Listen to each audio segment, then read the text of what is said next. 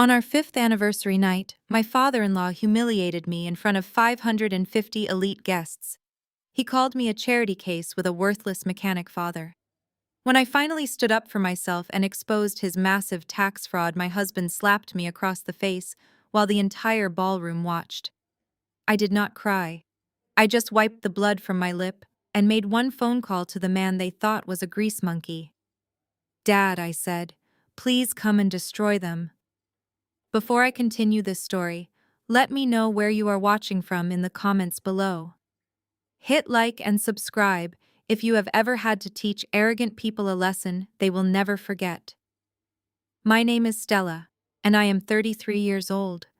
For the past 5 years, I have been married to Harrison, the vice president of a prominent commercial real estate firm in New York City. From the outside, my life looked like a modern fairy tale. I was the ordinary girl who married into a family of extraordinary wealth. But behind the heavy oak doors of their Manhattan penthouse, I was treated like a parasite. My father-in-law Winston was a ruthless conservative real estate mogul who demanded absolute worship. He hated me from the moment Harrison brought me home. He hated my simple clothes. He hated that I drove a used sedan. Most of all, he hated my father Alexander, a man who preferred to wear stained flannel shirts and tinker with old truck engines. Winston thought we were poor, uneducated trash looking for a handout. They had absolutely no idea that my father was actually a private equity titan on Wall Street. They did not know that my father controlled billions of dollars in assets, preferring to live entirely off the grid to avoid the toxic superficiality of high society. And they certainly did not know that I was the sole heir to a massive trust fund. I hid my wealth because I wanted a marriage built on genuine love, not financial strategy. I wanted to be valued for my mind and my character. Instead, I spent 5 years being emotionally abused by a family of fragile narcissists who measured human worth strictly by designer labels and country club memberships. Tonight was the breaking point. We were seated at the head table in the grand ballroom of the Ritz-Carlton. 550 of the city's most influential investors, politicians, and socialites were gathered under the sparkling crystal chandeliers. Waiters in white tuxedos poured expensive vintage champagne into our glasses. The event was a dual celebration marking the 30th anniversary of Winston's company and my 5th wedding anniversary with Harrison. I sat quietly in my understated black evening gown, staring at the perfectly folded linen napkin on my lap.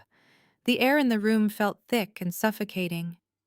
My husband Harrison sat right beside me, completely ignoring my presence. He was busy laughing loudly at a mean-spirited joke made by his younger sister, Caroline. Caroline wore a diamond necklace that cost more than most people earn in a decade.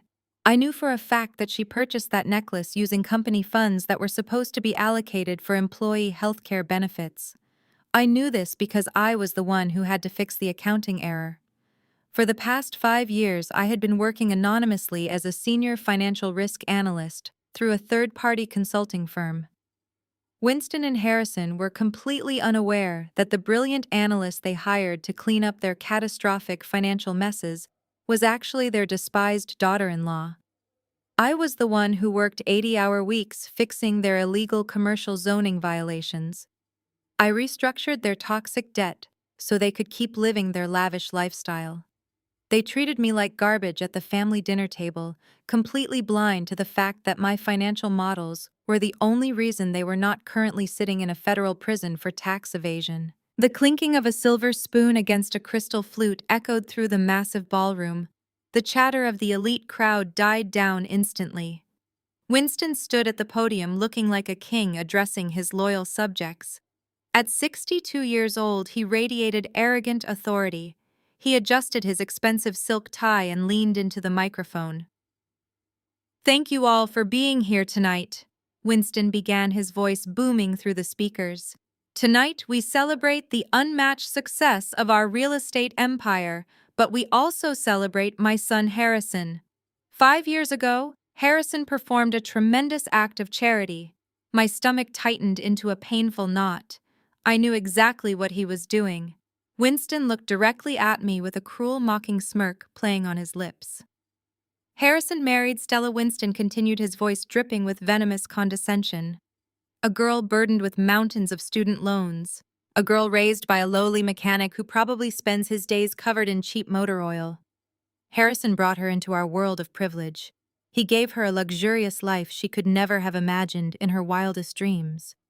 Let us applaud my son for his incredible generosity to the less fortunate. A wave of polite but cruel laughter rippled through the ballroom. Caroline let out a sharp, piercing giggle from across our table. Harrison puffed out his chest and smiled proudly, as if he had just rescued a stray dog from the gutter. He did not look at me. He did not defend his wife. He simply soaked up the toxic praise. I sat frozen in my chair. The humiliation burned my cheeks, but the anger burning in my chest was infinitely hotter. I looked around the room at the hundreds of wealthy faces staring at me with pity and amusement. I thought about the late nights I spent crying in our bathroom while Harrison belittled my career. I thought about the panic attacks I suffered while trying to untangle Winston's fraudulent ledgers just to keep the family business afloat. I had sacrificed my own peace to protect people who viewed me as nothing more than a punchline. Winston raised his champagne glass high into the air. To our flawless business acumen, he declared loudly, to the untouchable legacy of our family name. That was the moment the scared, accommodating wife died. That was the moment I decided to burn their fake empire to the ground. I pushed my chair back. The heavy wooden legs scraped loudly against the polished marble floor. The sound cut sharply through the polite applause. I stood up slowly and picked up my champagne glass. Every single eye in the room turned toward me. Harrison grabbed my wrist under the table, his fingers digging painfully into my skin. "Sit down and shut up," Harrison hissed through gritted teeth. "You are embarrassing me." I yanked my arm out of his violent grasp. I looked straight at Winston on the stage. My voice was calm, incredibly clear, and completely devoid of fear. It carried perfectly across the dead silent ballroom. "Flawless business acumen, Winston," I asked brightly. Winston's confident smile vanished instantly. His face turned a dangerous, blotchy shade of red. "What are you doing?" he barked into the microphone. "Sit down immediately." I took a step away from the table, ensuring everyone could see me clearly. "Is that what we are calling the $12 million tax discrepancy I had to bury for you last month?" I asked, raising my voice so the wealthy investors in the front row could hear every single word. "Is that what we call the offshore shell accounts you used to hide your massive losses from the very people sitting in this room tonight? Because if it were not for the risk analyst you hired to fix your fraudulent ledgers, federal investigators would be seizing this hotel right now instead of serving you a luxury dinner." The ballroom erupted into absolute chaos. Elite investors began whispering frantically to each other. Some pulled out their phones, likely messaging their financial advisors. Caroline dropped her wineglass, shattering it on the table in pure shock. Winston stood frozen at the podium, his mouth opening and closing in silent horror. He recognized the exact financial figures I was quoting. The terrifying realization hit him like a freight train. The anonymous corporate consultant who knew all his filthy secrets was the daughter-in-law he had just publicly humiliated. The heavy silence that followed my words was suffocating. I watched Winston grip the edges of the wooden podium so tightly his knuckles turned completely white. The color drained from his face, leaving him looking like a terrified old man rather than a powerful real estate mogul. He leaned away from the microphone, breathing heavily, unable to form a single coherent sentence. He knew I was telling the absolute truth. He knew the exact $12 million figure I had spoken aloud. He knew the offshore accounts were real. The elite investors sitting at the front tables immediately understood the gravity of my statement. Men in expensive suits began loosening their ties and urgently whispering to their associates. Wives clutched their pearl necklaces, exchanging panicked glances. The pristine image of Winston's invincible corporate empire was shattering into a million pieces right before their eyes. Harrison suddenly realized the catastrophic damage unfolding around him. His entire inheritance and his fragile ego were being destroyed by the woman he considered nothing more than a quiet, obedient accessory. His face twisted into a mask of pure, unadulterated rage. He shoved his chair back so violently it crashed to the marble floor. He stormed away from the head table, his heavy footsteps echoing in the massive ballroom. He marched directly toward me with his fists clenched at his sides. I stood my ground, holding my head high and refusing to look away. I had spent 5 years shrinking myself to make him feel large. I was absolutely done shrinking. Harrison grabbed my shoulder, squeezing my collarbone with enough force to leave bruises. He spun me around to face him. He looked wildly around the room, trying to salvage his precious reputation. He forced a strained, terrible smile aimed at the investors. "Please excuse my wife, everyone," Harrison shouted desperately over the rising murmur of the crowd. "She has been struggling with severe mental health issues lately. She is having a hysterical episode. She does not know what she is saying. We will get her the medical help she clearly needs." I pulled my shoulder out of his aggressive grip. I looked him dead in the eye. "I am not hysterical, Harrison," I said calmly. "I am the anonymous senior analyst your father hired to save this sinking ship. I have every single financial document saved on a secure server. I have the emails, the PAI. I have the forged signature logs. The federal authorities will find them very interesting." The reality of my words destroyed whatever remaining sanity Harrison had left. The realization that his submissive wife was actually the financial genius who had been secretly saving his incompetent family sent him over the edge. He lost total control. Harrison raised his right hand high into the air. He swung his arm down with brutal, terrifying force.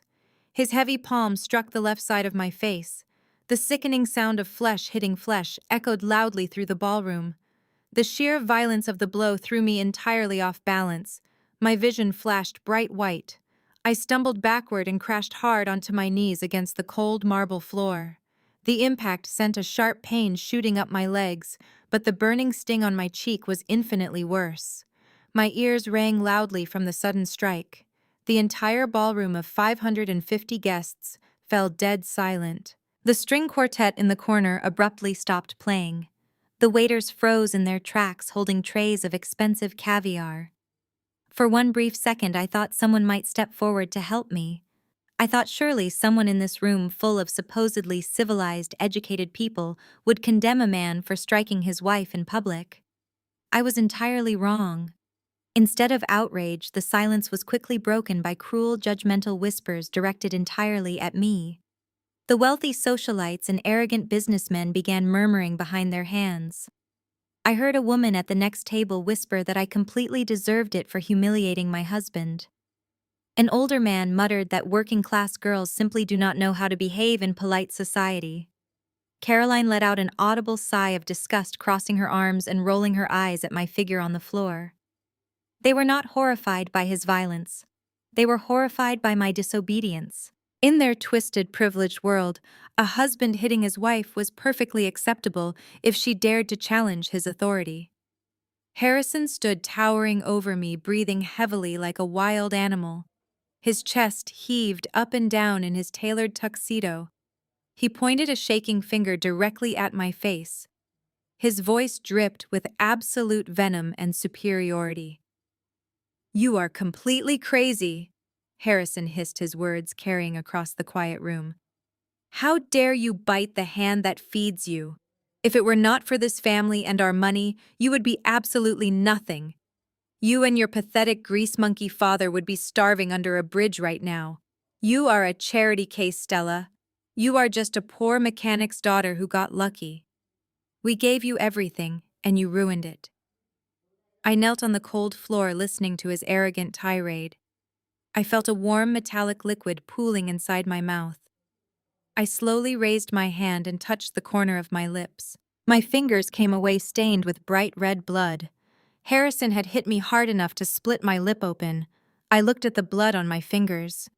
Then I looked up at the man I had promised to spend my life with. For 5 years I had tried to see the good in him.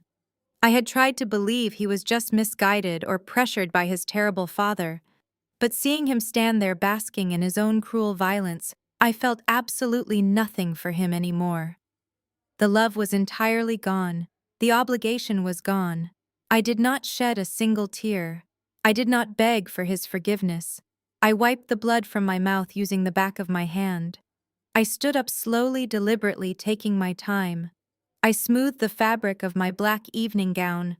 I raised my chin and locked my gaze with his. My eyes were dead and cold.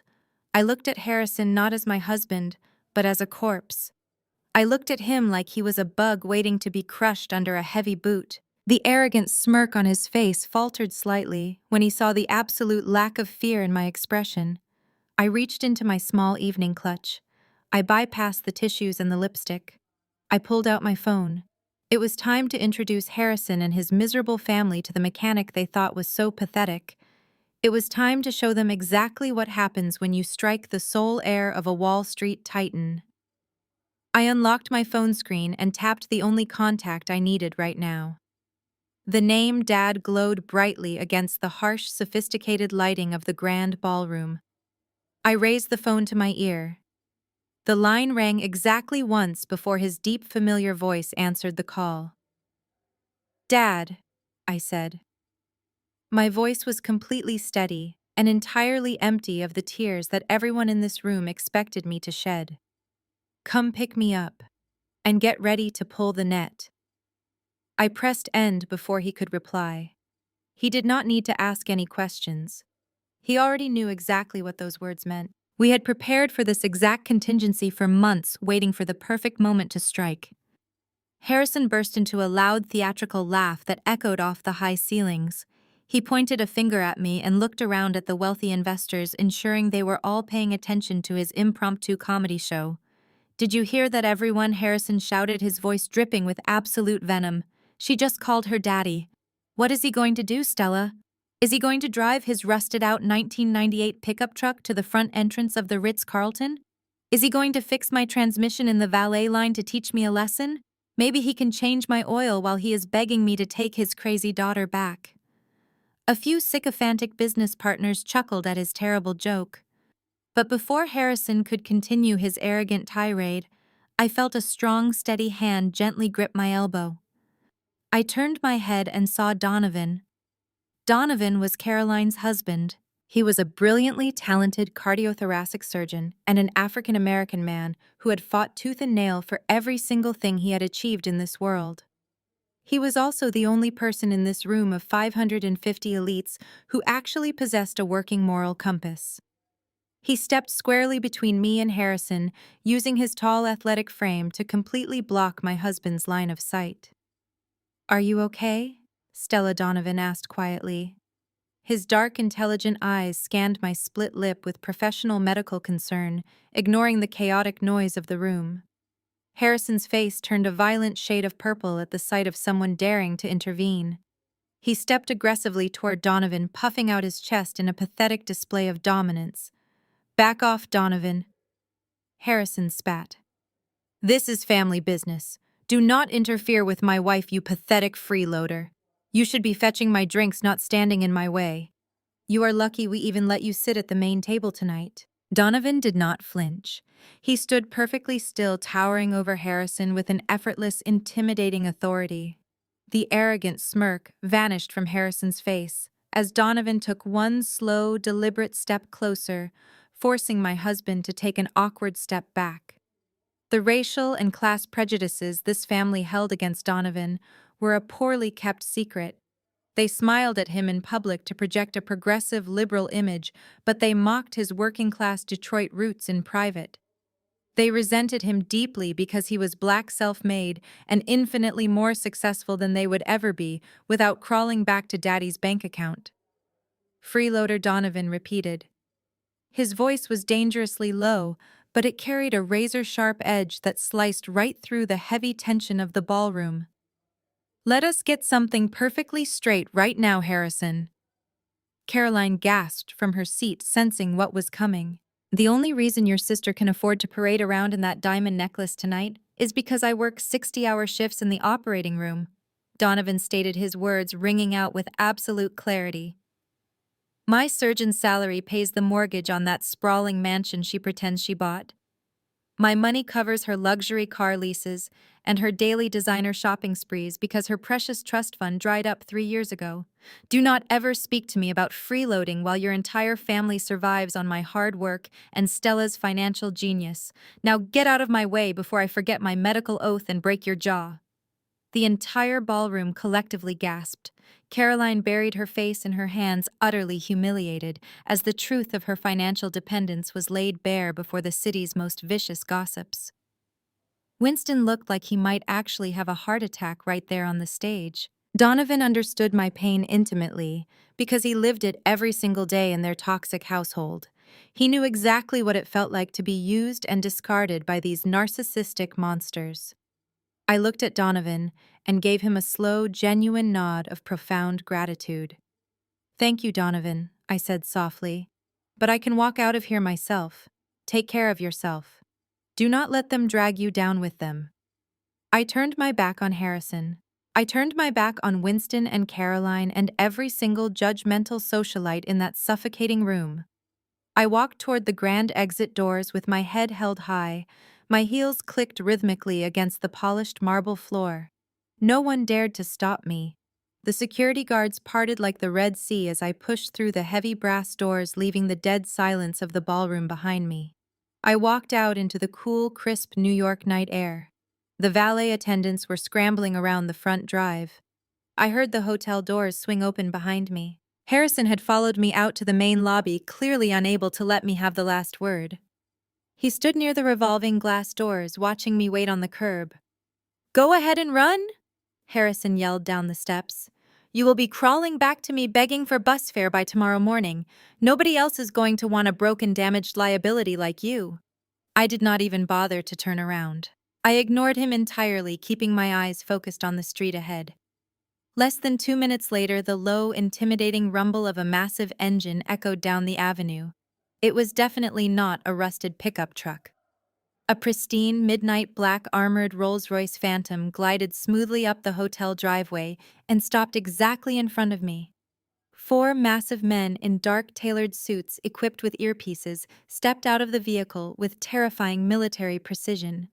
They immediately formed a protective perimeter around me, physically blocking the valet staff and anyone else from approaching. One of the imposing guards opened the heavy armored rear door and bowed his head respectfully, waiting for me to enter.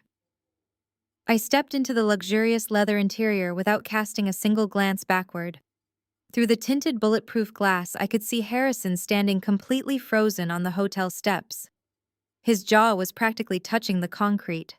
But even in the face of undeniable reality, his massive ego refused to accept the truth. I watched him marching up to the valet captain, aggressively pointing his finger at the departing Rolls-Royce. He was frantically convincing himself that I had simply thrown a dramatic tantrum and used his Platinum Company credit card to order a premium VIP car service just to spite him. He had absolutely no idea that the car belonged to the man he had just publicly humiliated as a grease monkey. He had no idea that the net was already closing in tightly around his throat. The morning sun filtered brightly through the floor-to-ceiling windows of my hidden Tribeca penthouse. This sprawling property was held securely under a blind trust. Harrison had absolutely no idea it even existed. I stood in the center of the massive marble kitchen, pouring a fresh cup of black coffee. The left side of my face throbbed with a dull, heavy ache from the sheer force of his physical assault last night. But despite the bruising on my skin, my mind was sharper and colder than it had ever been. My phone sat on the kitchen island, vibrating relentlessly against the polished granite countertop. It had been ringing and buzzing without a single pause since 6 o'clock in the morning. I took a slow, deliberate sip of my dark coffee and finally picked up the device. The screen was completely flooded with aggressive notifications. There were 42 missed calls and over 60 text messages. Almost all of them were from Harrison. I unlocked the screen and opened his message thread. His texts were a frantic, pathetic mix of arrogant gloating and vicious threats. He was desperately trying to reassert his dominance after I shattered his fragile ego in front of the city's financial elite. "You are completely finished, Stella," the first message read. "I called the bank the second they opened their doors today. Every single joint, checking, and savings account is entirely frozen. Your name has been permanently removed from everything we own. The next text arrived just a minute later. I canceled all your credit cards. Do not even try to use the platinum card for a hotel room. It will decline and you will look like the broke trash you truly are. I also called the building concierge. Your key fob is permanently deactivated. I told the security staff to pack your pathetic cheap clothes into black garbage bags and throw them out in the service alley where they belong. He was practically foaming at the mouth through the digital screen. You thought you could humiliate my father and get away with it. You have absolutely nothing without my last name. Good luck surviving on the streets. You better start looking for a waitress job today because you are getting nothing from me. Before I could even process his pathetic attempts at financial intimidation, a new message popped up on the screen. This one was from Caroline. She had clearly been briefed by her brother and eagerly wanted to join the firing squad. I hope you kept your old mop and bucket. Caroline texted, her words dripping with typical suburban elitism. It is time for you to go back to scrubbing toilets to pay off those massive student loans you dragged into this family. Do not even dream of getting a single cent from our family fortune in the divorce. We are going to bury you in expensive legal fees until you are totally bankrupt. You are dead to us, you pathetic gold digger. I read her message twice and let out a soft, genuine laugh. The absolute sheer delusion of this family was almost a masterpiece of human ignorance. They were so deeply obsessed with their own perceived superiority that they could not see the massive tidal wave coming right for them. Caroline thought I was a desperate gold digger trying to steal her father's money. She had no idea her precious father was currently drowning in $300 million of highly toxic debt. She had no idea that the suffocating student loans they constantly mocked me for were a complete fabrication. 5 years ago, when I first met Harrison, I wanted to know if he loved me for my character or if he was just another Wall Street vulture looking for a wealthy heiress to merge assets with. I created a fake background. I told him I was a middle-class girl paying off a mountain of college debt. He failed the character test miserably, but I was young and foolishly in love. I ignored the massive, glaring red flags because I desperately wanted to build a normal, happy life away from my father's intense corporate shadow. Now their frantic efforts to protect their crumbling real estate empire from my supposedly greedy hands were the funniest thing I had ever witnessed. Harrison honestly believed he was leaving me destitute by cutting off a joint account that held a measly $200,000. He thought he was stripping me of my power by canceling a credit card. I set my coffee mug down heavily on the kitchen island. I opened the keyboard on my phone. I did not write a long emotional paragraph explaining how much his violence and betrayal had hurt me. I did not beg for access to the townhouse just to get my belongings. I did not argue with Caroline about my inherent worth. I simply typed one single character and hit send. I sent Harrison a thumbs up emoji. That was it. One simple, cheerful thumbs up to acknowledge his frantic, desperate rant. I knew that a total lack of emotional reaction would drive his narcissistic brain absolutely insane. He wanted me to cry and plead for his mercy. Giving him zero energy was the ultimate insult to his massive ego. I tossed the phone onto the sofa and walked down the wide hallway toward the master bedroom. I stepped into the massive walk-in closet and pressed my hand against a hidden panel in the custom oak cabinetry. A biometric scanner immediately glowed bright blue. I placed my thumb flat on the glass surface. The heavy steel door of my hidden wall safe clicked open with a quiet, mechanical hum. Inside the dark safe, resting securely on top of a stack of encrypted hard drives and valuable corporate bonds, was a thick, manila envelope. I pulled it out and untied the string closure. I slid the heavy legal document into my hands. The pristine white pages were tightly bound by a dark blue spine originating from one of the most ruthless family law firms in Manhattan. It was the prenuptial agreement. 5 years ago, Winston had practically thrown this exact document at my face across his imposing mahogany desk. He had threatened to cancel the wedding and completely disown Harrison if I refused to sign it immediately. Winston was terrified that a poor girl like me would eventually divorce his son and walk away with half of his precious real estate company. He demanded the most ironclad restrictive prenuptial agreement legally possible in the state of New York. The terms were brutally simple. What is yours, and what is mine is mine. Total and complete separation of all assets acquired before the marriage. No spousal support under any circumstances. In the event of a divorce, each party walks away with exactly what they brought into the union. Harrison had signed it with a smug grin, thinking he was brilliantly protecting his millions from a penniless bride. I ran my fingers over Winston's aggressive scrawling signature at the bottom of the final page. I smiled as I felt the deep, indented ink on the paper. Winston thought he had built an impenetrable fortress to keep me out. He had no idea he had actually handed me a flawless, impenetrable shield to protect my own $2 billion trust fund from his greedy, incompetent son.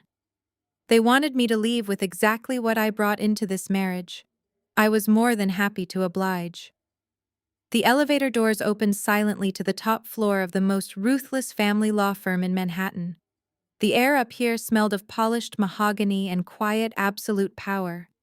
I walked past the reception desk where the assistant immediately stood up to guide me into the corner office.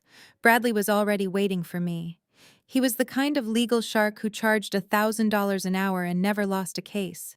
He represented billionaires, tech moguls, and old money dynasties. Today, he was representing me against the very family that thought I was completely destitute. I sat down in the leather chair across from his massive desk and tossed the thick manila envelope containing the prenuptial agreement onto the glass surface. Bradley did not reach for it immediately. Instead, he turned his computer monitor toward me with a highly amused expression on his sharp face. "You have a very vocal husband," Stella Bradley said, adjusting his expensive silver-framed glasses. "He has been sending emails to my general firm inbox all morning. It seems he hired a budget attorney to draft a demand letter. He is insisting on a full forensic audit of your non-existent bank accounts and demanding immediate division of what he calls marital assets." Bradley began reading the email aloud. The aggressive, desperate tone of Harrison's words echoed through the spacious office. Harrison claimed I had maliciously manipulated his family. He demanded I surrender half of any savings I had managed to scrape together during our 5-year marriage. He even threatened to sue me for emotional distress and publicly ruin my professional reputation if I did not sign a completely one-sided divorce settlement by the end of the week. When Bradley finished reading the pathetic list of demands, he actually threw his head back and laughed out loud. It was a rich, booming sound of pure disbelief. I joined him, letting a cold smile spread across my face. The sheer audacity of Harrison demanding money from me while his own company was drowning in $300 million of toxic debt was the greatest comedy I had ever witnessed. "Let him dream," Bradley chuckled, wiping a tear of amusement from his eye. "Let him hire every budget lawyer in the city, because the document you just placed on my desk is the most beautiful piece of legal self-sabotage I have ever seen in my 30 years of practice." Bradley picked up the prenuptial agreement and flipped to the final pages. We had reviewed this document extensively before I married Harrison. 5 years ago, Winston had trapped me in his suffocating home office. He had slammed this exact contract onto the table and demanded my signature. Winston was so terrified that a poor girl from a mechanic father would steal his precious real estate empire that he paid his lawyers a fortune to draft the most restrictive terms legally possible in the state of New York. The clauses were brutal and absolutely unforgiving.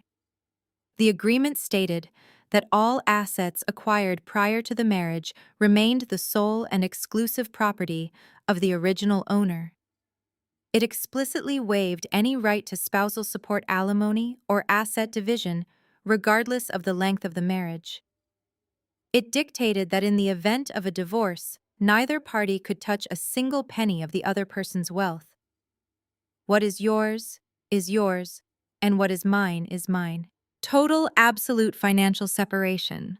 Winston had forced me to sign it with a triumphant sneer, thinking he was brilliantly protecting his family from a greedy gold digger. He had absolutely no idea that he was actually building an impenetrable fortress around my own wealth. Harrison and Winston only knew my father as a working-class mechanic. They did not know that my late mother was the heiress to a massive shipping and logistics empire. When she passed away, she left everything entirely to me in an ironclad trust fund. I had access to a fortune currently valued at $2 billion. I hid this wealth deliberately because I wanted to be loved for who I was, not what I possessed. I wanted a normal life free from the toxic superficiality that destroyed so many wealthy families. By forcing me to sign that predatory prenuptial agreement, Winston had legally blocked his own son from touching a single cent of my $2 billion inheritance. If we had married without a prenuptial agreement, Harrison might have had grounds to claim the marital appreciation of my assets. He could have dragged me through years of agonizing litigation. But Winston's overwhelming greed and prejudice had ironically shielded me entirely. The very weapon they designed to leave me destitute on the streets was now the exact instrument protecting my massive fortune from their greedy, desperate hands. "I want you to draft the countersuit today, Bradley," I instructed, leaning back in my chair. "Do not ask for a single penny from him. I want the divorce finalized exactly as the prenuptial agreement dictates. Give Harrison exactly what his father demanded 5 years ago. He leaves with his assets and I leave with mine." Bradley smiled a predatory grin that promised absolute destruction. "I will have the filings submitted to the court before noon," he confirmed, typing rapidly on his keyboard. "His lawyer will receive our response by the end of the business day." I would pay good money to see the look on Harrison's face when he realizes his threats are legally useless against a contract drafted by his own father. The legal battle regarding the divorce was effectively over before it even began. But the financial war was just entering its most critical phase. The divorce was merely a personal cleanup. The real punishment was going to hit them where it truly hurt: their social status and their corporate empire. I pulled out my secure tablet and opened the encrypted communication channel to my father's Wall Street acquisition team. We had been monitoring Winston's failing commercial real estate company for months. The $12 million tax discrepancy I had exposed last night at the Ritz-Carlton was just the tip of the iceberg. Their company was bleeding cash and default notices were piling up on their desk. They were desperately searching for a private equity firm to bail them out of a catastrophic $300 million hole. I dialed the direct line to the lead acquisition manager at my father's firm. The call connected instantly. "Accelerate the timeline," I ordered, my voice leaving no room for hesitation. "Winston is going to be panicking after last night. He will be desperate for any lifeline to save his company from immediate foreclosure. I want our firm to be the only one offering to buy that debt. Make sure every other bank in the city denies their loan applications. Corner them completely." "Consider it done," the manager replied professionally. "We have already initiated the debt purchase from their primary lenders. By tomorrow morning, we will hold the exclusive rights to their $300 million debt portfolio. We will be their sole creditor." I ended the call and looked out the massive windows at the Manhattan skyline. Harrison thought he could slap me in front of 500 people and face zero consequences. Winston thought he could humiliate my father and retain his power. They were about to learn a devastating lesson about true wealth. I was not just going to leave Harrison. I was going to systematically dismantle his entire reality and serve it to him on a silver platter. The glass doors of the towering Manhattan skyscraper parted as I stepped into the sprawling corporate lobby of my father-in-law's real estate firm. For 5 years, I had walked through these very doors, suffocating in rigid business suits and keeping my head down. Today, I wore a simple cream cashmere sweater and a pair of perfectly tailored dark jeans. I was not here to work. I was here on a surgical strike to retrieve one single item: a heavily encrypted personal USB drive I had left taped under my former desk. That small drive contained the final pieces of their fraudulent accounting puzzles. I needed it to complete my father's acquisition portfolio. The massive marble lobby was bustling with mid-morning corporate traffic. As I walked past the reception desk, I noticed the immediate shift in the atmosphere. Whispers erupted like wildfire among the junior executives and administrative staff. Word of the disastrous anniversary gala had clearly spread through the company grapevine. People stared at my casual clothing and bruised cheek, assuming I was a defeated woman coming to beg for her job back. I ignored their staring and kept my eyes fixed on the executive elevator bank. Before I could even reach the security turnstiles, the polished silver doors of the main elevator slid open. Harrison stepped out into the lobby. He was not alone. His arm was wrapped tightly and possessively around the waist of his lead executive secretary. Her name was Vanessa. She was a woman who had spent the last 2 years glaring at me during office holiday parties. Now she was practically draped over my husband in the middle of a busy professional setting. They were parading their infidelity, openly eager to prove to the world that Harrison was already moving on to someone supposedly better. Harrison spotted me approaching the security desk. His arrogant smirk instantly widened into a malicious grin. He let go of Vanessa just long enough to point a condescending finger in my direction, ensuring everyone in the lobby was paying attention to his impromptu performance. "Look who decided to crawl back," Harrison announced, his voice booming obnoxiously across the marble floor. "I told you she would not last a single night on the streets, Vanessa. Look at her. She could not even afford to put on a decent suit today. Are you here to pack up your cheap office supplies, Stella?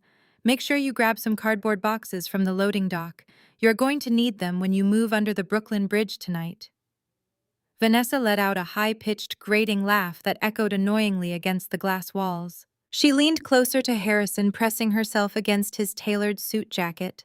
She looked me up and down with an expression of pure, unfiltered disgust. "I told security to throw your garbage out this morning," Vanessa sneered, stepping slightly forward to establish her new dominance. "But Harrison is far too generous. He said we should let you carry your own trash out of the building so you can feel the full weight of your failure. It is truly pathetic, Stella. You actually thought you could ruin his family and walk away with their money. Now you are just a homeless nobody." I stood perfectly still, watching their theatrical display of cruelty. I felt absolutely zero jealousy or heartbreak seeing my husband holding another woman. Instead, a deep, overwhelming wave of pity washed over me. They were acting like triumphant conquerors standing on the deck of a sinking ship.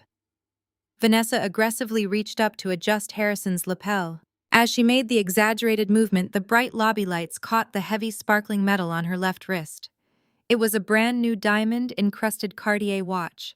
The piece easily retailed for $40,000. She noticed my eyes dropping to her wrist and immediately thrust her arm forward to make sure I got a clear, unobstructed view of the jewelry. "Do you like it?" Vanessa bragged, her voice dripping with toxic vanity. "Harrison bought it for me this morning to celebrate his newfound freedom. He said a real executive needs a real woman by his side, not a charity case who wears discount store rags." I looked at the glittering Cartier watch and let out a slow, genuine smile. The sheer stupidity of my husband was a marvel of human nature. I knew exactly how Harrison operated. He did not have $40,000 of liquid cash sitting in his personal checking account. He had undoubtedly purchased that extravagant watch using his corporate executive credit card. The same corporate credit card that was tied directly to the commercial accounts I had been secretly monitoring for months. Harrison puffed out his chest, misinterpreting my smile for quiet devastation. "Go ahead and cry, Stella," he taunted, stepping closer to the security barrier. "You are looking at the life you could have kept if you just knew how to keep your mouth shut and respect your betters. Now grab your pathetic little desk items and get out of my building before I have you arrested for trespassing." I did not raise my voice. I did not hurl insults at Vanessa or cry about his infidelity. I simply reached into my pocket and pulled out my black biometric access card. It was a specialized master key that Winston had given to his top-tier risk analysts, a key Harrison did not even know existed. I tapped the card against the restricted scanner of the private executive elevator. The light immediately flashed green, and the glass security barriers parted smoothly for me. Harrison frowned, his arrogant expression faltering as he realized my access had not been revoked. "How the hell is your card still active?" he demanded, his voice losing its confident edge. "I told them to wipe your profile from the system." I stepped past the barriers and pressed the button for the private lift. The silver doors immediately began to open. I turned around to face my husband and his new mistress one final time. I looked directly at the sparkling diamonds wrapped around Vanessa's wrist. "You really should hold on to that watch tightly, Vanessa," I said, my voice calm, clear, and echoing with absolute finality. "It is a beautiful piece. And since he definitely bought it using his corporate expense account this morning, you should probably cherish it. It is literally the only thing the bank will not seize from him by next week." Harrison's face drained of color as the mathematical reality of my words hit his pathetic brain. He opened his mouth to shout another threat, but the heavy silver doors of the private elevator slid shut, completely cutting off his voice. I stood in the quiet hum of the ascending lift, heading straight for my desk to retrieve the final nail in their corporate coffin. I stepped off the private elevator and walked briskly down the silent executive corridor. Nobody dared to stop me or even make eye contact. I reached my old cubicle, the isolated corner they deliberately assigned me to keep me hidden from their prestigious board members. I knelt down on the carpet and ran my hand along the underside of the heavy wooden desk. My fingers brushed against a small piece of industrial tape. I ripped it away with one swift motion, freeing the encrypted flash drive I had hidden there months ago. This tiny piece of metal held the complete unredacted transaction logs. It contained the exact routing numbers of the offshore accounts Winston used to hide his failing investments. It proved every single instance of corporate fraud Harrison had committed to fund his lavish lifestyle and his mistresses. I dropped the drive into my coat pocket. My mission in this toxic building was officially over. I did not take the main lobby exit. I had zero interest in seeing Harrison or his new mistress again today. Instead, I used my master keycard to access the secure maintenance corridor. This concrete hallway connected directly to the adjacent commercial high-rise. It was a massive tower that my family's trust actually owned, a fact Winston would have wept to discover. I took the designated freight elevator straight up to the rooftop. The biting winter wind whipped my hair violently around my face as the heavy steel doors slid open. A sleek, matte black helicopter sat idling on the private helipad, its massive rotors slicing loudly through the cold morning air. The pilot gave me a sharp professional nod as I climbed inside and strapped myself securely into the leather seat. Within seconds, we lifted off the ground, leaving the pathetic, crumbling empire of my husband far below in the concrete canyon. I looked out the window and watched the Manhattan skyline stretch out before me like a vast chessboard. The adrenaline from the morning encounter was fading, replaced by a cold, calculating calm. I was no longer the submissive wife trying to salvage a broken man. I was a predator returning to my natural habitat. We were flying straight toward the financial heart of the world. Wall Street. The helicopter banked sharply to the right and descended toward a monolithic glass skyscraper that dominated the southern tip of the island. This imposing tower was the headquarters of my father's private equity firm. It was a ruthless company that specialized in swallowing failing businesses, whole, stripping their assets, restructuring their management, and selling their remains for massive, unimaginable profits. The helicopter landing skids touched down smoothly on the rooftop. Two armed security contractors immediately stepped forward to escort me from the helipad to the private executive elevator. The doors slid shut, and we dropped rapidly down to the penthouse level. I walked into the sprawling executive suite. The entire far wall was constructed of floor-to-ceiling glass, offering a breathtaking, unobstructed view of the Statue of Liberty and the harbor. Sitting behind an imposing desk, carved from a single solid slab of petrified wood, was my father, Alexander. If Harrison or Winston had walked into this room right now, their fragile minds would have completely short-circuited. My father was widely recognized as the most feared and ruthless titan in the private equity sector. He controlled hundreds of billions of dollars in global assets. He had the power to bankrupt entire countries if he desired. Yet right now he was wearing faded gray sweatpants, a worn-out plaid flannel shirt, and a pair of scuffed brown work boots. He was happily eating a greasy double cheeseburger from a local street vendor, a stack of heavily redacted corporate takeover files sitting casually next to his fast food wrapper. This was the exact same outfit he had worn when he came to help me move into my first apartment 5 years ago. It was the exact same day Harrison and Winston first met him. Because my father had grease on his hands from checking my car engine and wore cheap, comfortable clothes, my arrogant in-laws had immediately labeled him a lowly mechanic. They were so blinded by their toxic classism and their desperate need to feel superior that they never bothered to run a simple background check on the man whose daughter was marrying into their family. If they had done even 5 minutes of basic financial research, they would have realized the mechanic they constantly mocked could buy their entire real estate portfolio with the loose change in his pocket. My father swallowed his bite of the burger and wiped his hands carefully on a paper napkin. He looked up at me with warm, welcoming eyes, his face breaking into a wide smile. But that warmth vanished into thin air the absolute second his gaze landed on the left side of my face. The red mark from Harrison's brutal slap had darkened and deepened into an ugly purple bruise along my cheekbone. The silence in the massive office became instantly heavy and terrifying. The air pressure in the room seemed to drop. My father did not shout. He did not throw things across the room or curse loudly.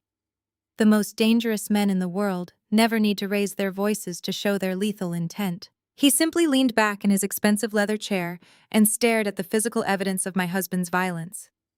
I could see the precise calculations happening behind his cold, calculating eyes. He was already planning their financial execution down to the very last cent. He reached slowly into his desk drawer and pulled out a thick, heavy confidential dossier. He tossed it onto the center of the wooden desk with a resounding thud. The bold red letters on the cover read, "Debt Acquisition Protocol." He looked at me with eyes as cold as absolute zero. "I told you not to get involved with those newly rich snobs," my father said, his voice vibrating with lethal authority. "The handprint on your face, I will make them pay with their entire empire." I pulled the encrypted flash drive from my coat pocket and placed it squarely on the center of his massive desk. "This is the kill shot," I told him. "Every altered ledger, every hidden account, every desperate maneuver they made over the past 5 years is right here on this drive." Alexander wiped the last bit of grease from his hands using a cloth napkin and plugged the small metal device into his secure terminal. The massive flat-screen monitors mounted on the wall flickered to life. Rows of complex financial data illuminated the dim penthouse office, casting a cold blue light across my father's sharp features. We stood side by side, analyzing the digital autopsy of my father-in-law's legacy. It was worse than even I had fully realized while working from the inside. Winston projected an image of invincible wealth to the Manhattan elite, but the foundation of his empire was built entirely on rotting wood and toxic lies. The screen displayed a cascading waterfall of red numbers. The grand total sat at the bottom of the master spreadsheet like a ticking time bomb. $300 million. That was the exact amount of highly leveraged bad debt hovering right over their heads, waiting to drop and crush them into dust. I pointed to a cluster of transactions routed through obscure offshore shell companies. "That is Harrison's brilliant contribution to the family business." I explained, my voice steady and clinical. While Winston was busy attending charity galas and playing golf, Harrison fancied himself a visionary developer. He poured 9 figures into commercial developments that never actually broke ground. Ghost projects, empty lots in prime locations where he paid premium prices for building permits that expired years ago. He handed millions to fraudulent contractors who vanished into thin air. Instead of cutting their losses, they doubled down, taking out massive high-interest loans to cover the missing capital. They tried to build a skyscraper on a swamp of terrible decisions. Alexander let out a low, harsh laugh. His eyes scanned the digital rows, processing the monumental stupidity of the men who had dared to touch his daughter. He scrolled through the list of impending maturity dates. The primary loans were structured with brutal balloon payments, and the absolute final deadline was less than 72 hours away. Winston has been making frantic phone calls to every major bank in the city, Alexander said, leaning closer to the glowing screens. My associates told me he has been practically begging on his knees for a bridge loan. He is running around Wall Street looking for a white knight. He desperately needs a savior to sweep in and buy the debt to save them from immediate foreclosure. He knows that if he defaults by Friday, the banks will seize everything. The corporate headquarters, the residential properties, his personal penthouse, all of it will be auctioned off to the highest bidder to satisfy the creditors. I crossed my arms and stared at the staggering financial disaster unfolding on the monitors. Winston was absolutely desperate. He was hosting that ridiculous anniversary gala, not just to stroke his own ego, but to project an illusion of stability to potential investors. He needed the financial world to believe his company was thriving so he could secure a massive bailout. He was completely unaware that the only entity capable of swallowing a $300 million toxic debt portfolio was sitting right here in this room. Alexander turned his heavy leather chair to face me. His eyes were sharp and predatory, glowing with the thrill of the hunt. The banks holding these notes are terrified, he said. They know Winston is bleeding out. They want to offload this toxic debt before it destroys their own quarterly reports.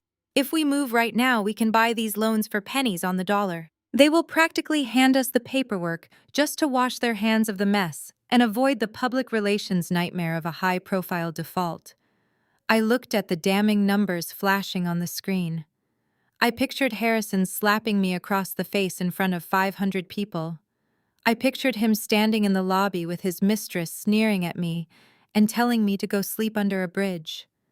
I pictured Winston standing on that stage calling my father a worthless grease monkey and reducing my entire existence to a pathetic charity case.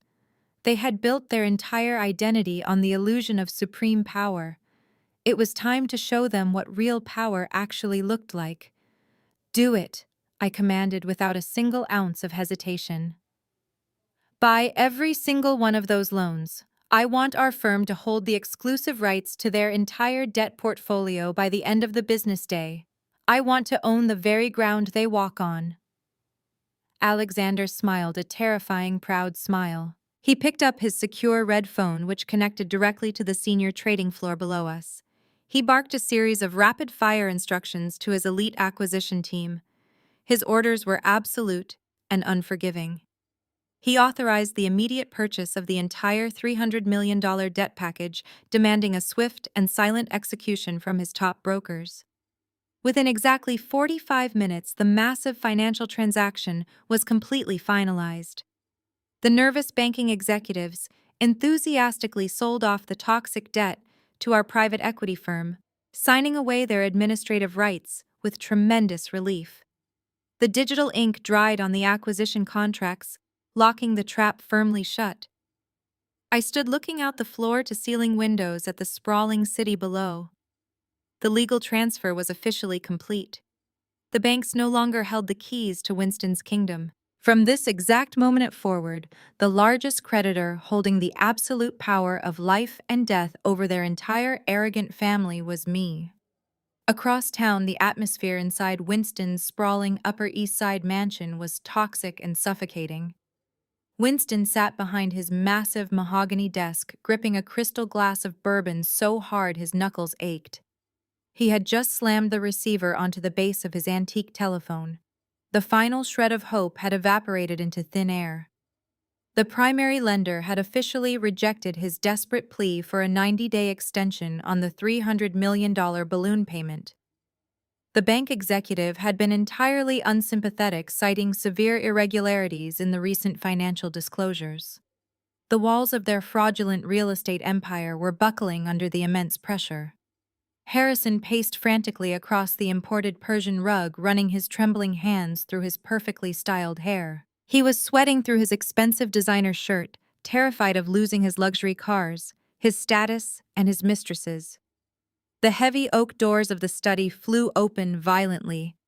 Caroline stormed into the room, vibrating with absolute outrage. Her face was flushed with anger, and she clutched a useless piece of plastic in her manicured hand. She had just suffered the ultimate humiliation for a woman whose entire identity revolved around manufactured wealth. She had been standing inside the exclusive VIP room of a luxury boutique, attempting to purchase a rare $30,000 Hermes bag to soothe her nerves after the disastrous anniversary gala. The sales associate had swiped her titanium corporate credit card only to return with a polite but devastating smile, informing her the transaction was completely declined. The card was frozen. The bank had locked the account. Caroline was forced to walk out of the boutique empty-handed, while other wealthy socialites whispered behind her back. Caroline directed her blind fury not at her father or her brother who had bankrupted the family, but squarely at her husband. Donovan stood quietly near the towering bookshelves, observing the chaotic breakdown of the family he had married into. Caroline marched directly up to him, shoving the declined credit card into his chest. She demanded that he immediately hand over his personal banking cards. She screamed that she needed to go back and purchase the handbag to prove to the boutique staff that she was not destitute. Donovan looked down at her with cold, clinical precision. He was a highly respected cardiothoracic surgeon who spent his days holding human hearts in his hands, saving lives through sheer skill and dedication. He had spent years enduring the subtle racist microaggressions from this family, brushing off their snide remarks about his Detroit upbringing and his skin color, because he wanted to keep his family together for the sake of their young son. But the illusion was entirely shattered now. Donovan flatly refused to give her his card. He calmly stated that his hard-earned surgical salary was no longer going to fund her ridiculous vanity purchases while her family committed massive financial fraud. Caroline lost her mind completely. She unleashed a vicious barrage of insults showing the ugly, bigoted core of her personality. She yelled that Donovan owed her family everything. She claimed that marrying into their prestigious bloodline was the only reason a black man from a working-class neighborhood had ever gained access to elite society circles. She demanded he empty his savings account to bail out her father's company, calling him a useless freeloader for refusing to surrender his money. Harrison chimed in from across the room, aggressively ordering his brother-in-law to obey Caroline and show some respect to his betters. Donovan did not raise his voice. He did not engage in a screaming match with a room full of delusional narcissists. He looked at Caroline and saw a complete stranger. He saw the exact same toxic cruelty they had relentlessly inflicted upon Stella for 5 years. He realized that this family viewed anyone outside their bloodline as nothing more than a financial asset to be drained and discarded. If he stayed, they would eventually drag him down with them, ruining his impeccable medical career and corrupting his young son. Donovan turned his back on his screaming wife without uttering another word. He walked out of the stifling study and pulled his phone from his pocket. He immediately drafted a highly secure message to one of the most ruthless divorce attorneys in the city. He instructed the lawyer to initiate emergency divorce proceedings, file for full and sole physical custody of his child, and secure a financial restraining order to protect his personal assets from his wife's impending bankruptcy. Donovan was completely done playing their twisted game. Back inside the study, the panic was reaching a fever pitch. Winston poured himself another massive glass of bourbon, preparing to call his bankruptcy lawyers. Suddenly, the heavy antique telephone on his desk began to ring. The shrill sound cut through Caroline's ongoing tantrum. Winston stared at the phone for a long second before snatching the receiver. He barked his name into the mouthpiece, expecting another banking executive calling to demand immediate payment. Instead, the voice on the other end belonged to a senior managing director from the most powerful private equity titan in the financial district. Winston listened intently, his posture rigid. As the seconds ticked by, the deep wrinkles of stress on his forehead began to smooth out. The color rushed back into his pale face. A look of sheer euphoric triumph replaced his absolute despair. The managing director officially informed Winston that their private equity fund had just purchased the entirety of his $300 million debt portfolio from the banks. Furthermore, the fund was highly interested in restructuring the debt and providing a massive cash injection to stabilize the failing real estate company. They wanted to schedule an immediate in-person meeting at Winston's corporate headquarters to sign the exclusive rescue contracts. Winston slammed the phone down and let out a victorious roar that shook the walls of the study. He slammed his hands on the desk and announced that they were saved. A billionaire savior had swooped in at the 11th hour to buy their debt and inject fresh capital into their empire. Harrison threw his arms in the air, shouting in pure triumph, entirely forgetting the fact that he was about to be a homeless divorcee just 10 minutes prior. Caroline shrieked with joy, immediately pulling out her phone to call the boutique and reserve the bag she had been denied. Winston ordered Harrison to contact the board of directors and arrange a lavish red carpet reception at the corporate headquarters for the next morning. They were going to roll out the finest champagne and grovel at the feet of the private equity king who had just rescued their legacy. The entire family celebrated their miraculous survival completely and utterly unaware that the billionaire savior they were preparing to worship was actually the exact same mechanic they had relentlessly mocked and the furious daughter-in-law they had brutally discarded.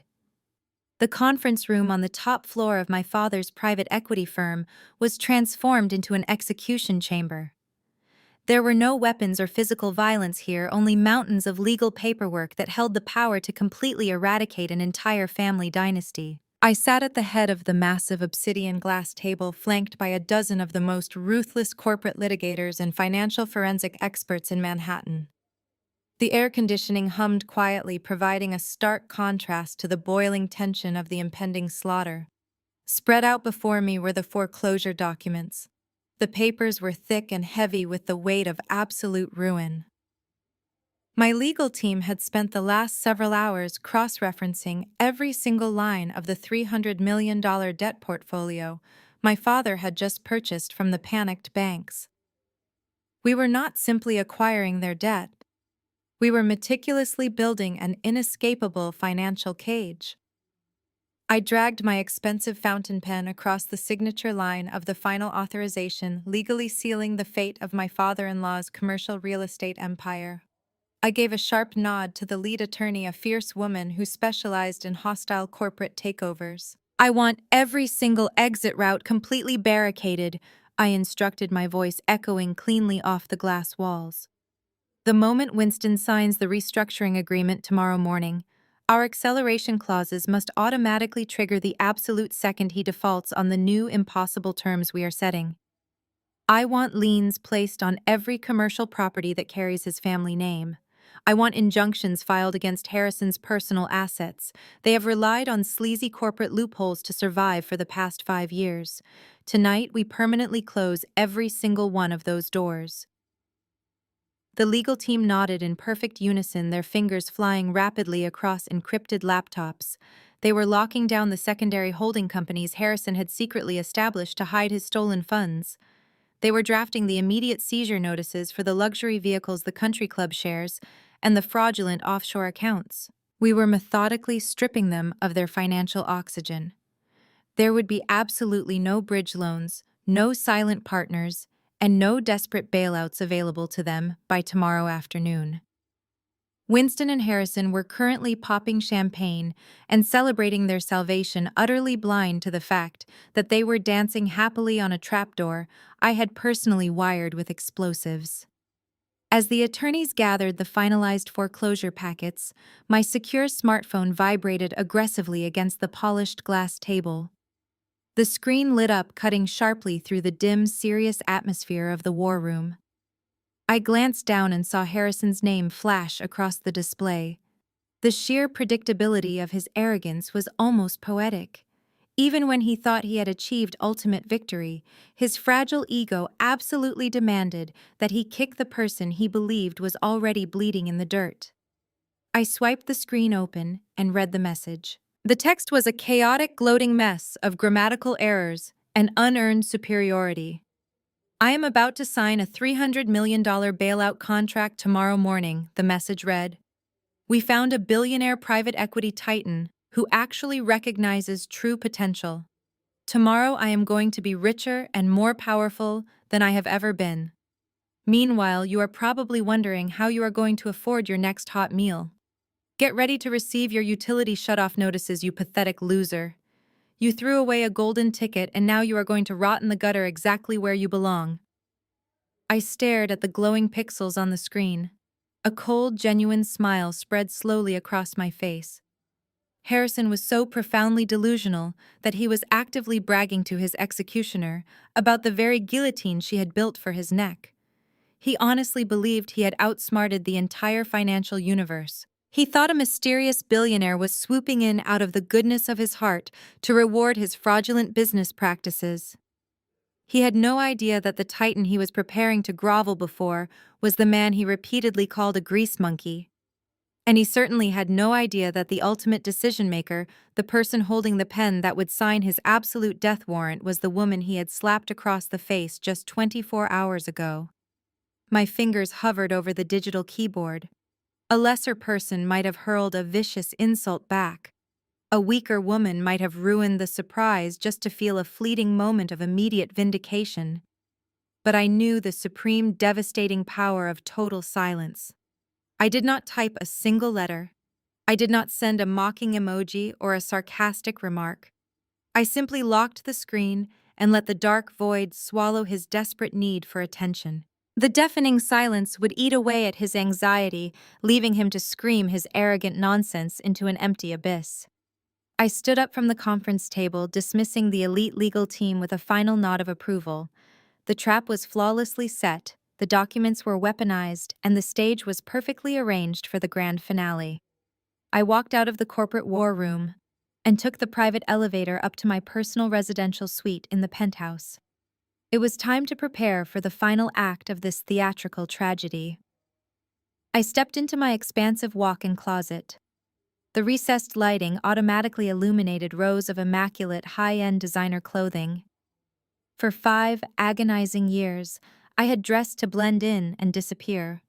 I had worn muted colors, generic pencil skirts, and sensible shoes to play the part of the modest middle-class daughter-in-law who knew her inferior place. I had actively suppressed my own powerful presence to avoid bruising Harrison's incredibly fragile masculinity. That era was permanently over. Tomorrow I was not walking into their headquarters as a submissive wife or an anonymous risk analyst. I was walking in as the apex predator of Wall Street. I bypassed the conservative businesswear and walked directly toward a garment bag hanging at the very end of the rack. I unzipped the dark canvas, revealing a masterpiece of modern power tailoring. It was a custom-made Tom Ford suit in a striking deep midnight blue. The expensive fabric was sharp, unforgiving, and cut with absolute lethal precision. The shoulders were structured to project undeniable authority, and the trousers fell in a perfect razor-sharp line. I ran my hand along the lapel, feeling the heavy, luxurious weight of the material. This was not just clothing. This was armor. It was the physical manifestation of the $2 billion empire I had kept hidden in the shadows. I paired the suit with a crisp, stark white silk blouse and a pair of black Christian Louboutin stiletto heels featuring their signature blood-red soles. That striking flash of red would be the last thing Harrison saw as I walked out of his ruined company. I stood before the full-length mirror, holding the tailored jacket against my body. The dark bruise on my cheek was still highly visible, a lingering, violent reminder of the disrespect I had endured. I could have easily covered it with heavy foundation, but I decided firmly against it. I wanted them to look directly at that bruise tomorrow. I wanted Winston and Harrison to stare at the physical proof of their horrific arrogance while I systematically stripped them of everything they held dear. I hung the suit meticulously on the wooden valet stand. The game of hiding was over. Tomorrow morning the hunt officially begins. The morning sun glared off the polished glass facade of Winston's corporate headquarters. Inside the sprawling lobby, the atmosphere was electric, with an unearned sense of absolute victory. A literal red velvet carpet had been rolled out across the imported Italian marble floors, stretching from the heavy revolving doors all the way to the private executive elevators. The entire board of directors had been summoned for an emergency morning reception. These elderly, wealthy men and women stood in nervous clusters, holding crystal flutes of vintage champagne at 10 o'clock in the morning. They were utterly exhausted from weeks of dodging bankruptcy rumors, but today they were commanded to celebrate. Harrison stood at the absolute center of the room, basking in the desperate attention of the board members. He was dressed in a pristine charcoal gray bespoke suit, with a silk tie that screamed of new money arrogance. He held a glass of champagne in one hand, while using the other to gesture grandly as he spun his web of total delusion. He boldly claimed full responsibility for the miraculous financial rescue. He looked the anxious investors dead in the eye and confidently lied about his masterful negotiation skills. "I knew exactly how to play this market," Harrison bragged, his voice echoing loudly across the lobby. While everyone else was panicking about market fluctuations, I was working back channels. I reached out to a highly exclusive private equity fund. These billionaires do not just hand out $300 million to anyone. They look for visionary leadership. They recognize that my recent commercial developments were actually ahead of their time. The managing director practically begged me to let them buy our debt and inject fresh capital into my projects. "We are not just surviving today, gentlemen. We are expanding." The board members nodded eagerly, swallowing his ridiculous lies because they were too terrified to question their sudden salvation. They clapped him on the back and praised his supposed financial genius.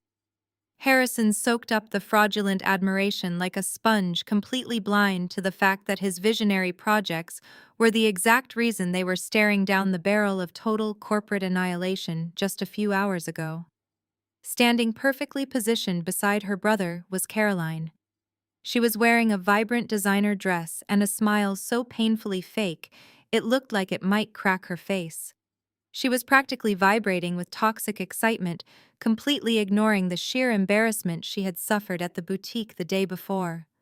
Her only goal this morning was to flatter her father and brother enough to get her frozen bank accounts immediately reinstated so she could run straight back to the luxury shopping district. "You are an absolute genius, Harrison," Caroline cooed loudly, making sure Winston could hear her excessive praise. "I told Donovan this morning that my brother was going to save the entire family legacy single-handedly. It takes a real man to pull off a deal like this." She mentioned her husband with a casual, dismissive wave of her manicured hand. When a board member politely asked where the esteemed surgeon was this morning, Caroline let out a heavy, theatrical sigh. "Oh, you know, Donovan," Caroline complained, rolling her eyes dramatically. "He claimed he was suddenly called into a marathon emergency surgery. He is always choosing the hospital over supporting his own family. But honestly, it is probably for the best. He never truly understood the complexities of high-level corporate finance anyway. He would just stand around looking completely out of place among us." Caroline was entirely wrong. Donovan was not standing in an operating room holding a scalpel. At this exact moment, Donovan was sitting comfortably in a plush leather chair inside a high-rise legal office downtown. He was wearing a sharp, tailored suit and holding a very different kind of instrument. He was gripping a heavy titanium pen and signing his name on a stack of expedited divorce papers. His legal team had already secured an emergency freezing order on his personal medical accounts, ensuring Caroline could not touch a single cent of his hard-earned surgeon salary. He was also signing the final affidavits for full and sole physical custody of their young son, citing her extreme financial negligence and emotionally unstable behavior. Donovan was surgically excising the rotting tumor of this toxic family from his life forever. Winston paced near the front glass doors, constantly checking his solid gold wristwatch. He was practically salivating at the thought of greeting the private equity titan who had purchased their massive debt portfolio. He had ordered his public relations team to have photographers discreetly positioned behind the velvet ropes to capture the historic handshake. Winston needed the financial press to document his glorious comeback. He wanted the front page of every business journal to feature his smiling face standing next to the billionaire savior who had validated his entire crooked empire. "Look sharp, everyone!" Winston barked, clapping his hands together to command the attention of the lobby. "The motorcade is exactly 2 minutes away. When the chairman walks through those doors, I want absolute perfection. We must show them why our brand is the undisputed king of commercial real estate. Harrison, button your jacket. Caroline, stop checking your phone and stand up straight. This is the moment we cement our legacy for the next 100 years." The low, heavy rumble of high-performance engines suddenly vibrated through the thick glass walls of the corporate lobby. A collective gasp of anticipation rippled through the gathered board members. Outside on the bustling Manhattan street, traffic practically stopped as a convoy of 3 imposing vehicles pulled smoothly up to the curb. It was a fleet of immaculate midnight black Maybach sedans, perfectly synchronized and gleaming aggressively under the morning sun. The lead vehicle stopped exactly at the base of the red carpet. The imposing presence of the armored cars radiated an aura of terrifying, limitless wealth. Winston and Harrison practically shoved each other out of the way as they bolted through the revolving doors. They rushed down the steps and stopped right at the edge of the curb, gasping slightly from their eager sprint. They stood side by side, straightening their silk ties and pasting on the most sickeningly sweet, sycophantic smiles humanly possible. They were practically vibrating with desperate submission, entirely prepared to bow down and kiss the shoes of the billionaire who held their financial lives in his hands. The heavy reinforced door of the lead Maybach swung open with a quiet, mechanical hiss. 2 massive private security contractors stepped out first, scanning the perimeter with cold efficiency before taking their positions on either side of the vehicle. Winston and Harrison practically vibrated with anticipation on the curb, their faces stretched into painful, desperate smiles. They were ready to worship whoever stepped out of that car. A polished leather shoe touched the pavement, followed by the imposing figure of the billionaire savior himself. Alexander stepped into the morning sunlight, and the sheer gravitational pull of his presence commanded absolute silence from the bustling Manhattan street.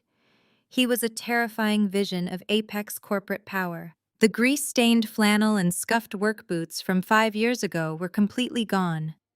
In their place, he wore a custom-tailored charcoal gray Armani suit that draped perfectly across his broad shoulders.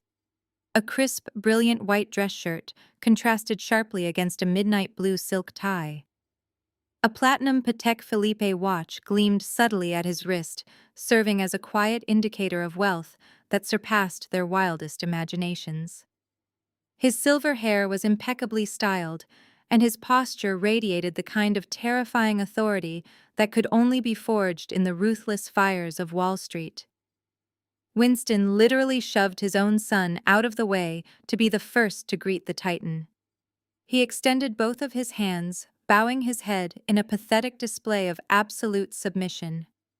"Welcome to our headquarters!" Chairman Winston gushed, his voice trembling with eager sycophancy. "I am Winston, the founder of this enterprise, and this is my son Harrison. We are profoundly honored to have you here today. Words cannot express our gratitude for your visionary investment in our family legacy." Alexander did not smile. He looked down at Winston's outstretched hands for a long, agonizing moment before finally offering a brief, bone-crushing handshake. He locked eyes with Winston and then turned his piercing gaze to Harrison. The absolute irony of the situation was almost suffocating. These 2 arrogant men were furiously groveling at the feet of the exact same man they had relentlessly mocked and degraded for the past 5 years. But because of their blinding classism and their fundamental inability to view working-class people as actual human beings, they had completely failed to recognize him. They only saw the expensive Armani suit, the fleet of Maybach sedans, and the $300 million lifeline he represented. The lowly mechanic they despised had been entirely erased by their blinding greed. "Lead the way," Alexander commanded, his voice a deep, resonant baritone that left absolutely no room for debate. Winston and Harrison scrambled over each other to guide him up the red carpet. As they entered the grand lobby, the gathered board of directors broke into enthusiastic applause. Caroline clapped the loudest, flashing a dazzling fake smile, hoping the billionaire would notice her. Alexander ignored every single one of them. He did not wave, he did not nod, and he did not break his stride. He walked through the cheering crowd with the cold, detached efficiency of an executioner marching to the gallows. They rushed him into the private executive elevator, pressing the button for the 50th floor. The ride up to the glass penthouse was agonizingly tense. Winston and Harrison filled the enclosed space with desperate, nervous chatter. They bragged about their commercial properties, their future expansion plans, and their supposed genius market strategies. Alexander remained utterly silent. He stared straight ahead, watching the floor numbers tick upward, letting the suffocating weight of his silence slowly crush their artificial confidence. The more he said nothing, the more desperately they babbled, proving exactly how weak and vulnerable they truly were. The silver doors slid open, revealing the crown jewel of their fraudulent empire. The 50th floor conference room was a stunning glass-enclosed sanctuary, offering a panoramic 360-degree view of the Manhattan skyline. A massive, polished obsidian table dominated the center of the room. Alexander did not wait for an invitation. He walked straight past the designated guest chairs and moved directly to the head of the table. This was Winston's traditional seat of power, the throne from which he ruled his company. Alexander pulled the heavy leather chair back and sat down, claiming absolute dominance over the room. Winston did not dare to protest. Instead, he eagerly took a subordinate seat to the right while Harrison quickly sat to the left. They were perfectly happy to surrender their dignity if it meant saving their bank accounts. Winston reached into his tailored suit jacket and pulled out a thick, luxurious leather-bound folder. His hands shook slightly, with a mixture of adrenaline and sheer desperation as he opened it. Inside rested the master restructuring contracts, the legal documents that would finalize the $300 million debt buyout and inject fresh survival capital into their dying veins. He practically slid the heavy folder across the smooth glass surface, pushing it directly in front of Alexander. Winston then removed a solid gold Mont Blanc fountain pen from his breast pocket and laid it carefully next to the signature line. "Everything is perfectly prepared," Chairman Winston said, his voice dripping with honeyed desperation. "The board has already pre-approved all of your stipulations. Once you sign these papers, our partnership will be officially cemented. We are ready to make you billions. We just need your authorization to begin this glorious new chapter." The room fell dead silent. Harrison leaned forward in his chair, holding his breath, his eyes fixed hungrily on the golden pen. This was the moment. The salvation they had prayed for was mere inches away. Alexander looked down at the crisp white pages of the contract. He looked at the golden pen. Then he slowly raised his head and locked his cold, predatory eyes directly onto Winston's sweating face. He did not reach for the pen. Instead, he placed his large hands flat on the glass table and pushed the leather-bound folder away, sliding it right back across the table toward a horrified Winston. "I am not the chief executive officer of the fund," Alexander stated, his voice dropping the temperature in the room to absolute zero. "I am only the chairman of the board. I do not handle the day-to-day operational acquisitions. The person who holds the ultimate executive authority, the only person with the power to sign the funds that will save your miserable lives, is walking into this room right now." The heavy double oak doors of the 50th floor conference room swung open with a violent, echoing thud that made every single board member jump in their expensive leather seats. The sound of confident, measured footsteps pierced the suffocating silence of the room. It was the sharp, unmistakable click of Christian Louboutin stiletto heels striking the polished marble floor. I walked into the executive sanctuary not as a submissive wife, but as the absolute apex predator of the financial food chain. The custom midnight blue Tom Ford suit wrapped around my frame like a suit of modern armor, projecting an aura of lethal authority. The stark white silk blouse contrasted sharply against the dark fabric, making the blood-red soles of my shoes pop with every deliberate step I took. My head was held high. The ugly purple bruise on my left cheekbone was completely exposed for every single person in that room to witness. I did not try to hide the violence my husband had inflicted upon me the previous night. I wore it proudly like a battle scar, demonstrating that his pathetic attempt to break me had only forged a monster that was about to swallow his entire legacy whole. I bypassed the long row of stunned corporate executives and walked directly to the head of the obsidian glass table. I came to a stop standing perfectly straight right beside Alexander. I placed my hand casually on the back of his heavy leather chair, asserting my absolute dominance over the space. Winston stared at me as if a ghost had just walked through the solid glass walls. His mouth hung open in a grotesque display of sheer cognitive dissonance. His brain was violently rejecting the reality standing right in front of his eyes. A thick bead of nervous sweat rolled slowly down his wrinkled temple. He looked at my expensive tailored suit. He looked at my confident, unwavering posture.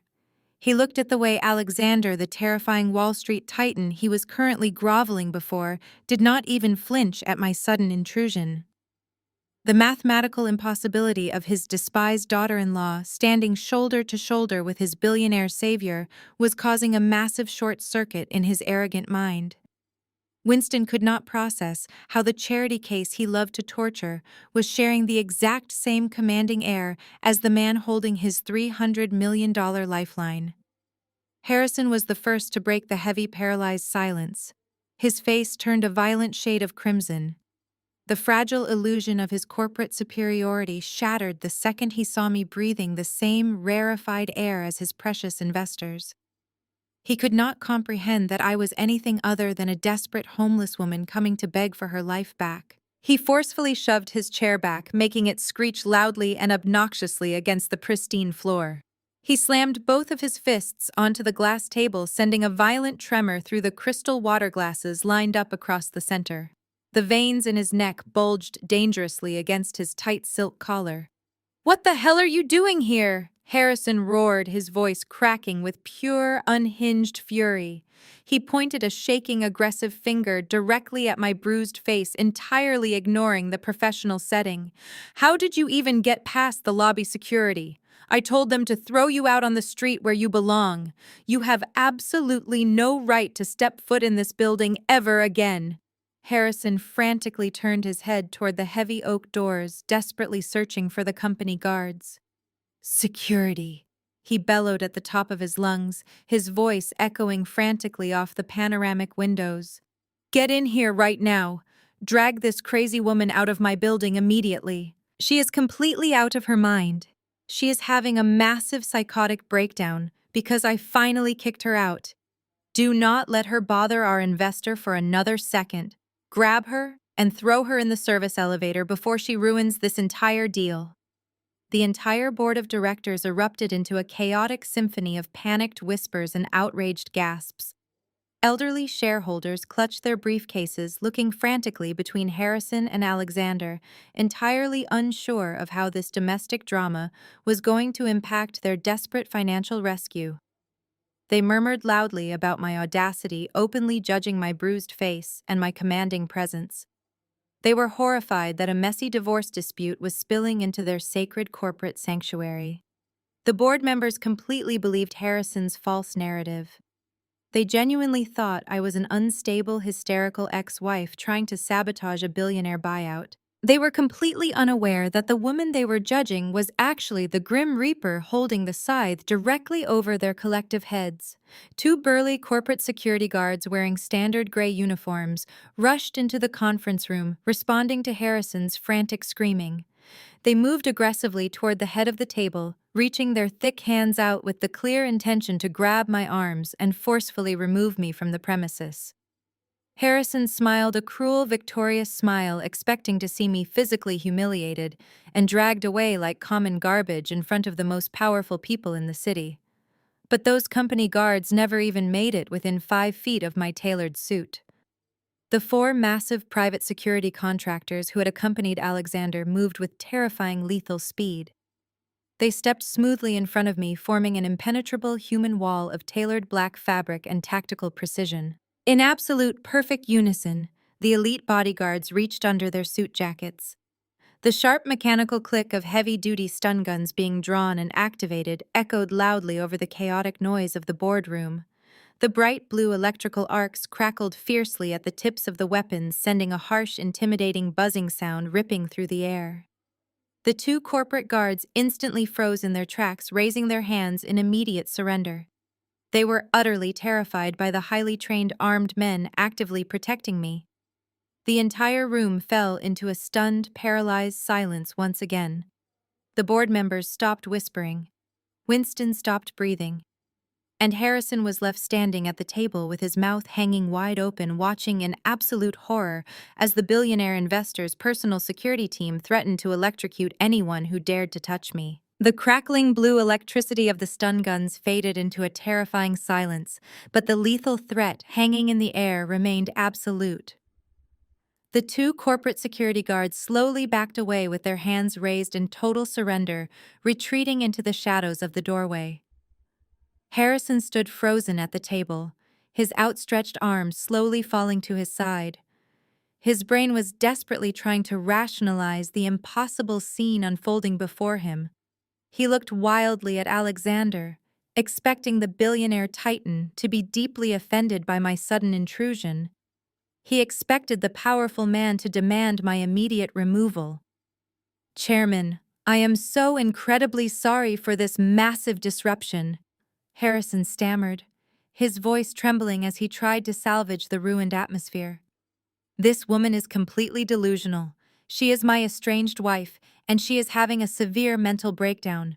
Please let my security handle this so we can return to our critical business discussion. I promise you she has absolutely nothing to do with this company or this investment."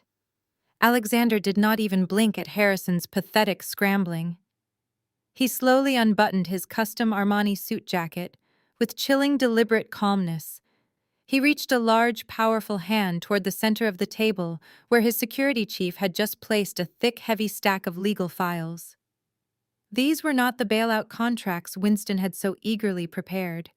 These were the finalized foreclosure documents my legal team had ruthlessly drafted the night before. Alexander picked up the massive stack of papers. He lifted it high into the air and brought it down violently against the obsidian glass table. The impact sounded like a literal gunshot echoing off the panoramic windows and making every single board member physically jump out of their expensive leather chairs. "You pathetic, arrogant little boy," Alexander roared, his deep baritone voice vibrating the very floorboards beneath our feet. "You dare call your cheap mall cops to throw my biological daughter out of this room. You dare threaten the sole chief executive officer of my entire private equity firm." The collective gasp from the board of directors sucked all the remaining oxygen out of the massive room. Elderly shareholders clutched their chests, staring at me with eyes wide with absolute shock and horror. Alexander turned his lethal, predatory gaze away from Harrison and locked it entirely onto Winston. The older man was already trembling violently in his seat, gripping the armrest so hard his fingernails were turning blue. "Tell me, Winston," Alexander demanded, his voice dropping into a cold, deadly register that promised total annihilation. "Do you still think my money is too filthy for your pristine bank accounts? 5 years ago, you looked me dead in the eye and treated me like absolute garbage in your own home. You called me a lowly grease monkey. You confidently told your country club friends that I was a pathetic, uneducated mechanic who did not belong in your presence. Are my hands still too dirty to sign your salvation checks today?" The blood drained completely from Winston's face, leaving him a sickly, chalky white. The deep wrinkles on his forehead seemed to age him 20 years in a matter of seconds. His mouth opened and closed silently, like a fish suffocating on dry land. The terrifying puzzle pieces were violently snapping together in his arrogant mind. The words daughter and mechanic collided with the reality of the billionaire standing before him. Winston remembered the man in the faded flannel shirt and scuffed work boots from 5 years ago.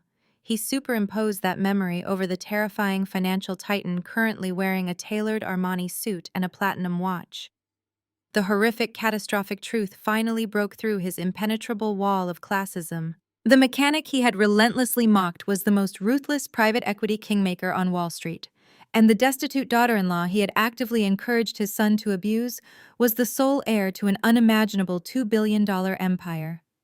Harrison collapsed backward into his chair, as if his knees had been physically shattered. His perfectly styled hair fell into his eyes, but he did not even try to brush it away. He stared at the dark purple bruise on my left cheekbone, the exact bruise he had violently put there just 12 hours ago.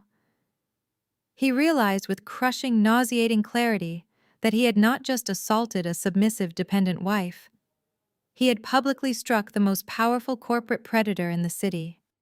The staggering magnitude of his colossal mistake paralyzed his vocal cords.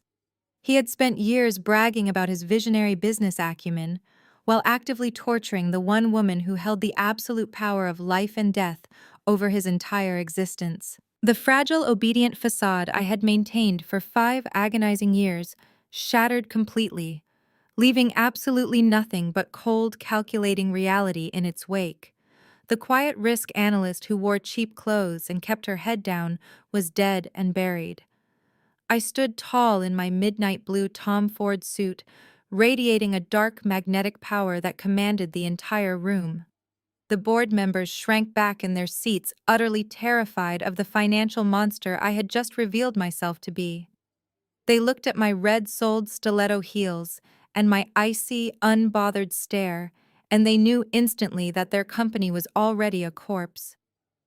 I was not a victim seeking a meager divorce settlement.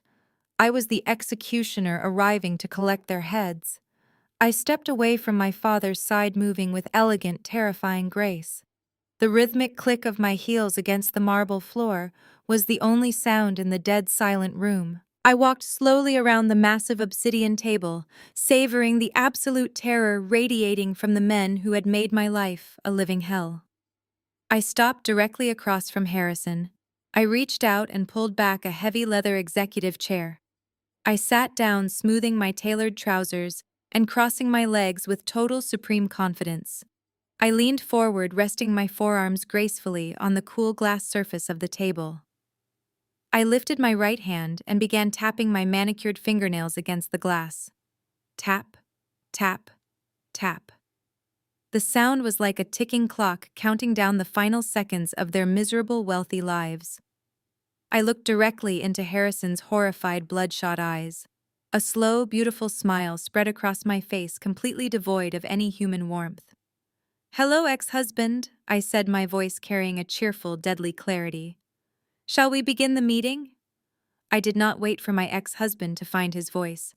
I did not give him a single second to recover his shattered ego. I raised my hand slightly and snapped my fingers. The lead forensic accountant from my father's team stepped forward immediately. She placed 3 massive black binders directly onto the center of the obsidian glass table. I pushed the thickest binder straight toward the oldest and most influential shareholder on the board. The heavy thud of the binder echoed like a judge striking a wooden gavel. "I suggest you open that to page 1. I said, my voice carrying the absolute authority of a commanding officer. "What you are looking at is the actual unredacted financial autopsy of this dying company. It is not the fabricated fairy tale of visionary expansion that Harrison just spent the last hour feeding you. It is the cold, hard, mathematical truth."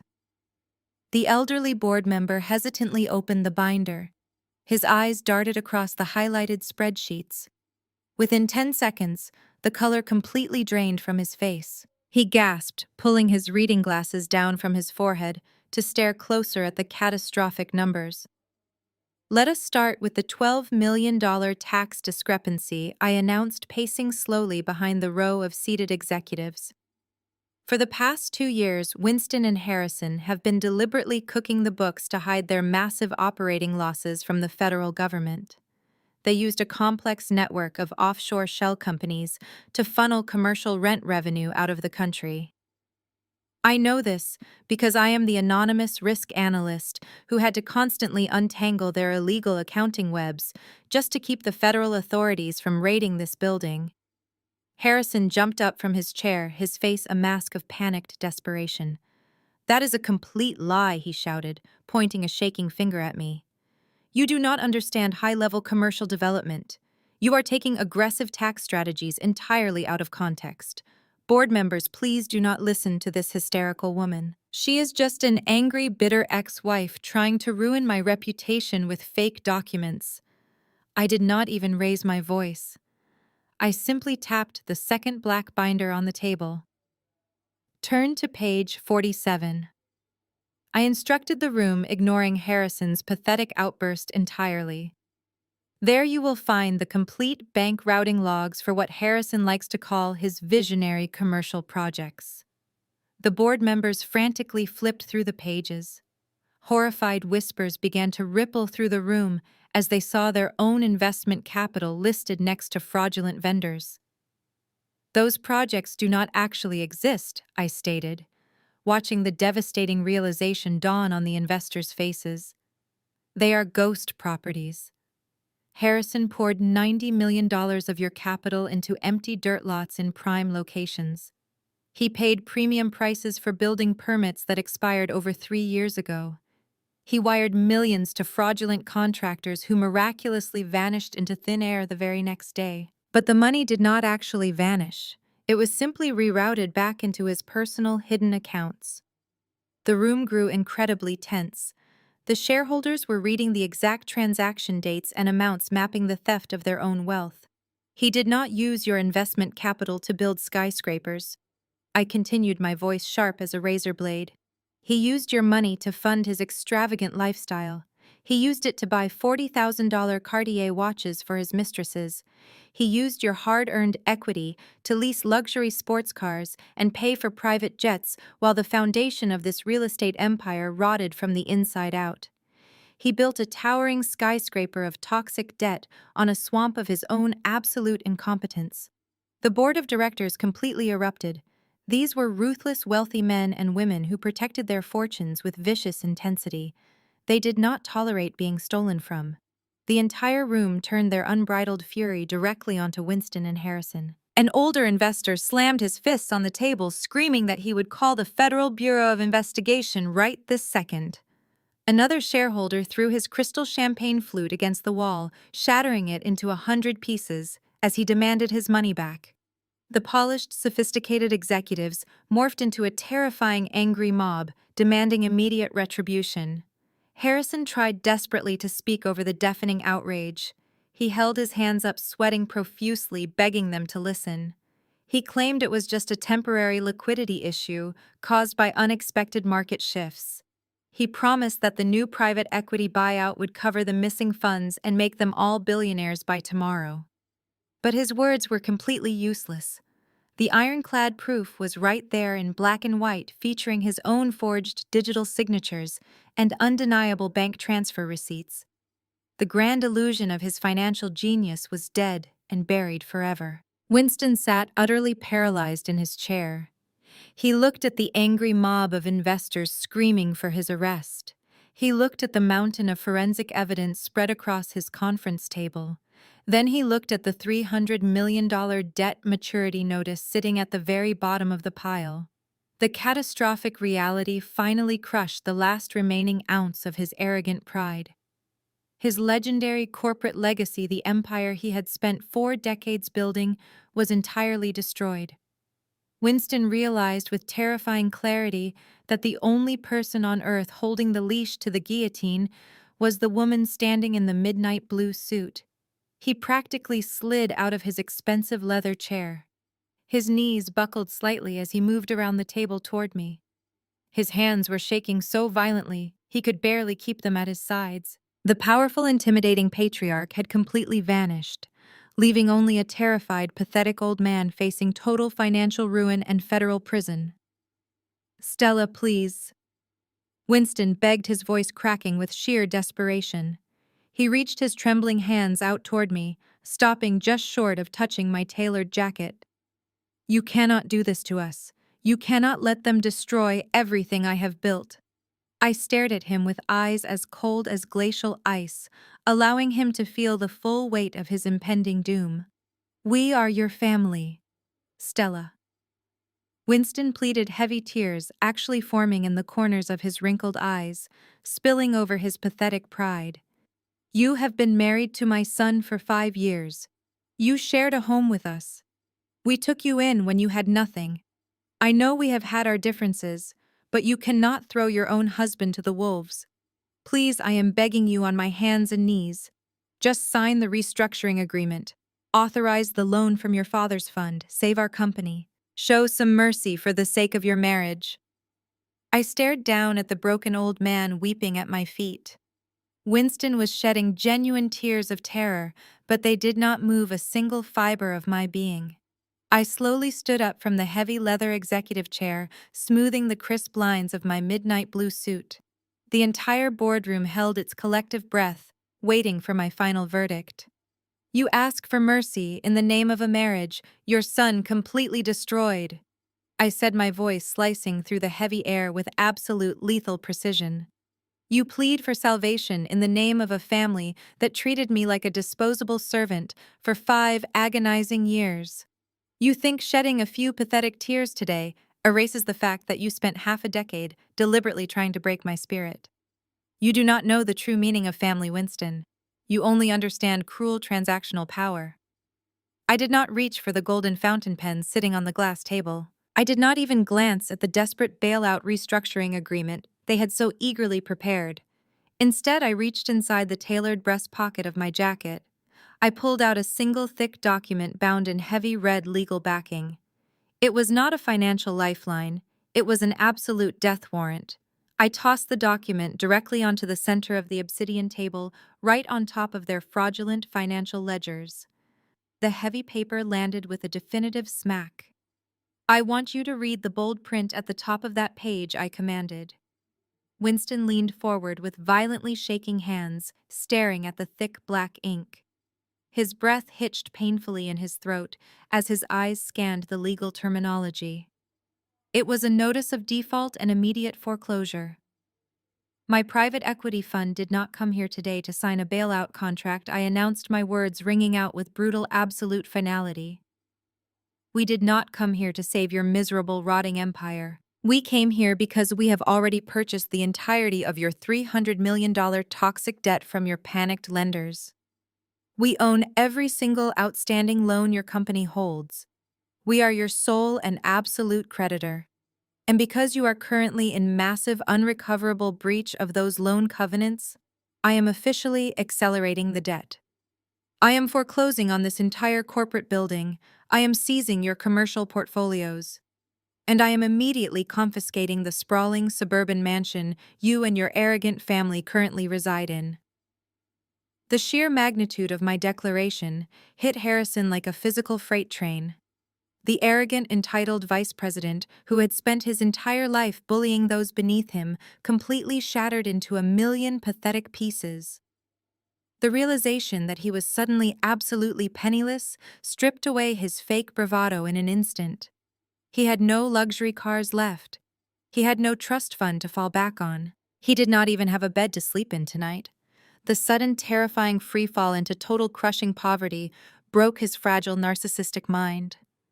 Harrison let out a pathetic, strangled sob. He literally dropped to his knees on the cold marble floor, abandoning every ounce of his remaining dignity. He crawled frantically around the edge of the massive glass table, dragging his expensive tailored trousers across the ground. He reached my side and desperately threw his arms around my legs, burying his tear-stained face against my knees. "Stella, please," he wept, his voice a high-pitched, pathetic whine that echoed shamefully across the silent boardroom. "Please do not do this to me. I am so incredibly sorry. I was wrong about everything. You have to understand the immense pressure I was under. The financial stress was completely destroying my mind. That is the only reason I hit you last night. I swear to God I never meant to hurt you. I was just so terrified of losing the company that I lost my temper. I love you, Stella. I have always loved you. Please just give me one more chance to be the husband you deserve. Do not throw me out on the street to die. I looked down at the sniveling, miserable creature clinging desperately to my legs. This was the exact same man who had publicly struck me across the face just 12 hours ago. This was the same man who stood in the lobby this morning with his mistress laughing maliciously about how I would freeze under a bridge. He was not apologizing because he felt genuine remorse for his horrific violence.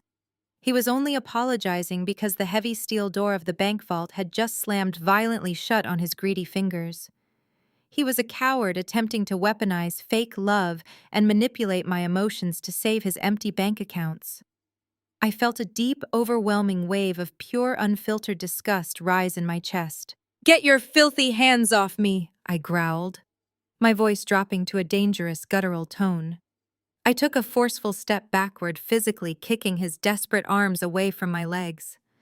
Harrison stumbled and fell back onto the polished marble, looking up at me with wide, terrified eyes. He raised his shaking hands in a pathetic defensive gesture, hoping his loud sobbing would somehow change my mind. Alexander stood silently in the background, watching the entire scene unfold, with a cold, proud smile, recognizing the absolute strength of his daughter. I did not hesitate for a single fraction of a second. I planted my stiletto heels firmly on the ground, twisting my hips to generate maximum leverage.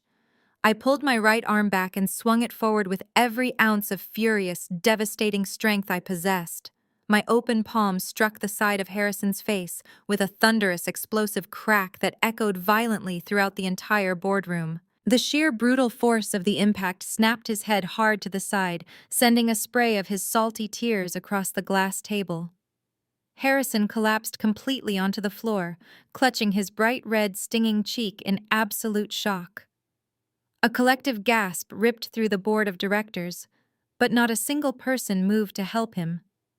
They simply watched in stunned silence as the arrogant heir received exactly what he had mercilessly dished out to others. I stood towering over him, my chest heaving slightly as the adrenaline surged hot and fast through my veins. My hand stung sharply from the forceful impact, but the immense, deeply satisfying relief washing over my soul was indescribable. I had just reclaimed every single ounce of my stolen dignity. That slap was payback for the anniversary night. I stated, my voice icy calm and ringing with supreme, undeniable authority. You do not ever get to touch me again. You do not ever get to speak to me again. I looked away from his pathetic, bleeding face and swept my cold gaze across Winston and the rest of his ruined family. From this exact moment forward, you have exactly 24 hours to pack whatever cheap personal belongings you can carry and vacate my property. If you are still inside my buildings by tomorrow morning, I will have my security teams physically drag you out to the curb, like the trash you truly are. The private security contractors physically corralled Winston and Harrison out of the glass conference room and herded them toward the executive elevators. The ride down to the ground floor was entirely silent, suffocating under the heavy, crushing weight of their total defeat. When the silver doors finally parted, the chaotic reality of their destruction spilled out into the open lobby. The lavish red velvet carpet still stretched across the imported Italian marble floor, but it now looked like a bloody path leading straight to a corporate graveyard. Caroline was waiting frantically near the main reception desk. She saw her father stumbling out of the elevator like a hollow, soulless shell. She saw her brother nursing a violently bruised and swollen cheek, his designer suit wrinkled and disheveled. Instead of showing an ounce of genuine human concern for her family, her deeply ingrained entitlement flared into pure, unhinged rage. She locked her furious eyes on me, her face twisting into an ugly, distorted mask of absolute hatred. She stomped aggressively across the marble floor, her expensive designer heels clicking frantically, fully prepared to throw the mother of all tantrums. "What did you do to them?" Caroline shrieked at the top of her lungs, pointing a perfectly manicured finger inches from my face. "You malicious, psychotic gold digger. You think you can just walk into this building and ruin my family. I want my bank accounts turned back on this instant. You are going to pay for this, Stella. I will personally make sure my father's lawyers lock you in a psychiatric ward for the rest of your pathetic life. I did not flinch. I stood perfectly still in my midnight blue suit, watching her completely humiliate herself in front of the remaining board members and terrified lobby staff. Her utter detachment from reality was almost fascinating to witness. Before I could deliver the final crushing blow to her fragile suburban existence, the heavy revolving glass doors at the front of the corporate building spun rapidly. The bustling, chaotic noise of the Manhattan street spilled into the pristine lobby, followed immediately by the imposing, commanding figure of Donovan. He was no longer wearing his green surgical scrubs. He was dressed in a razor-sharp, tailored charcoal suit that radiated absolute power and uncompromising respect. Flanking him was a stern, silver-haired man clutching a thick leather briefcase. Anyone with an ounce of legal knowledge would instantly recognize the man as the most ruthless predatory family law attorney in the entire state of New York. Caroline whipped around, her eyes widening with a sudden desperate flash of toxic hope. She ran toward her husband, completely misreading the cold, lethal determination radiating from his athletic frame. "Donovan, thank God you are finally here," Caroline cried out in a high-pitched, frantic voice, grabbing roughly at his tailored sleeve. "This crazy woman is trying to steal my father's company. You need to call your bank right now and wire the funds to save us.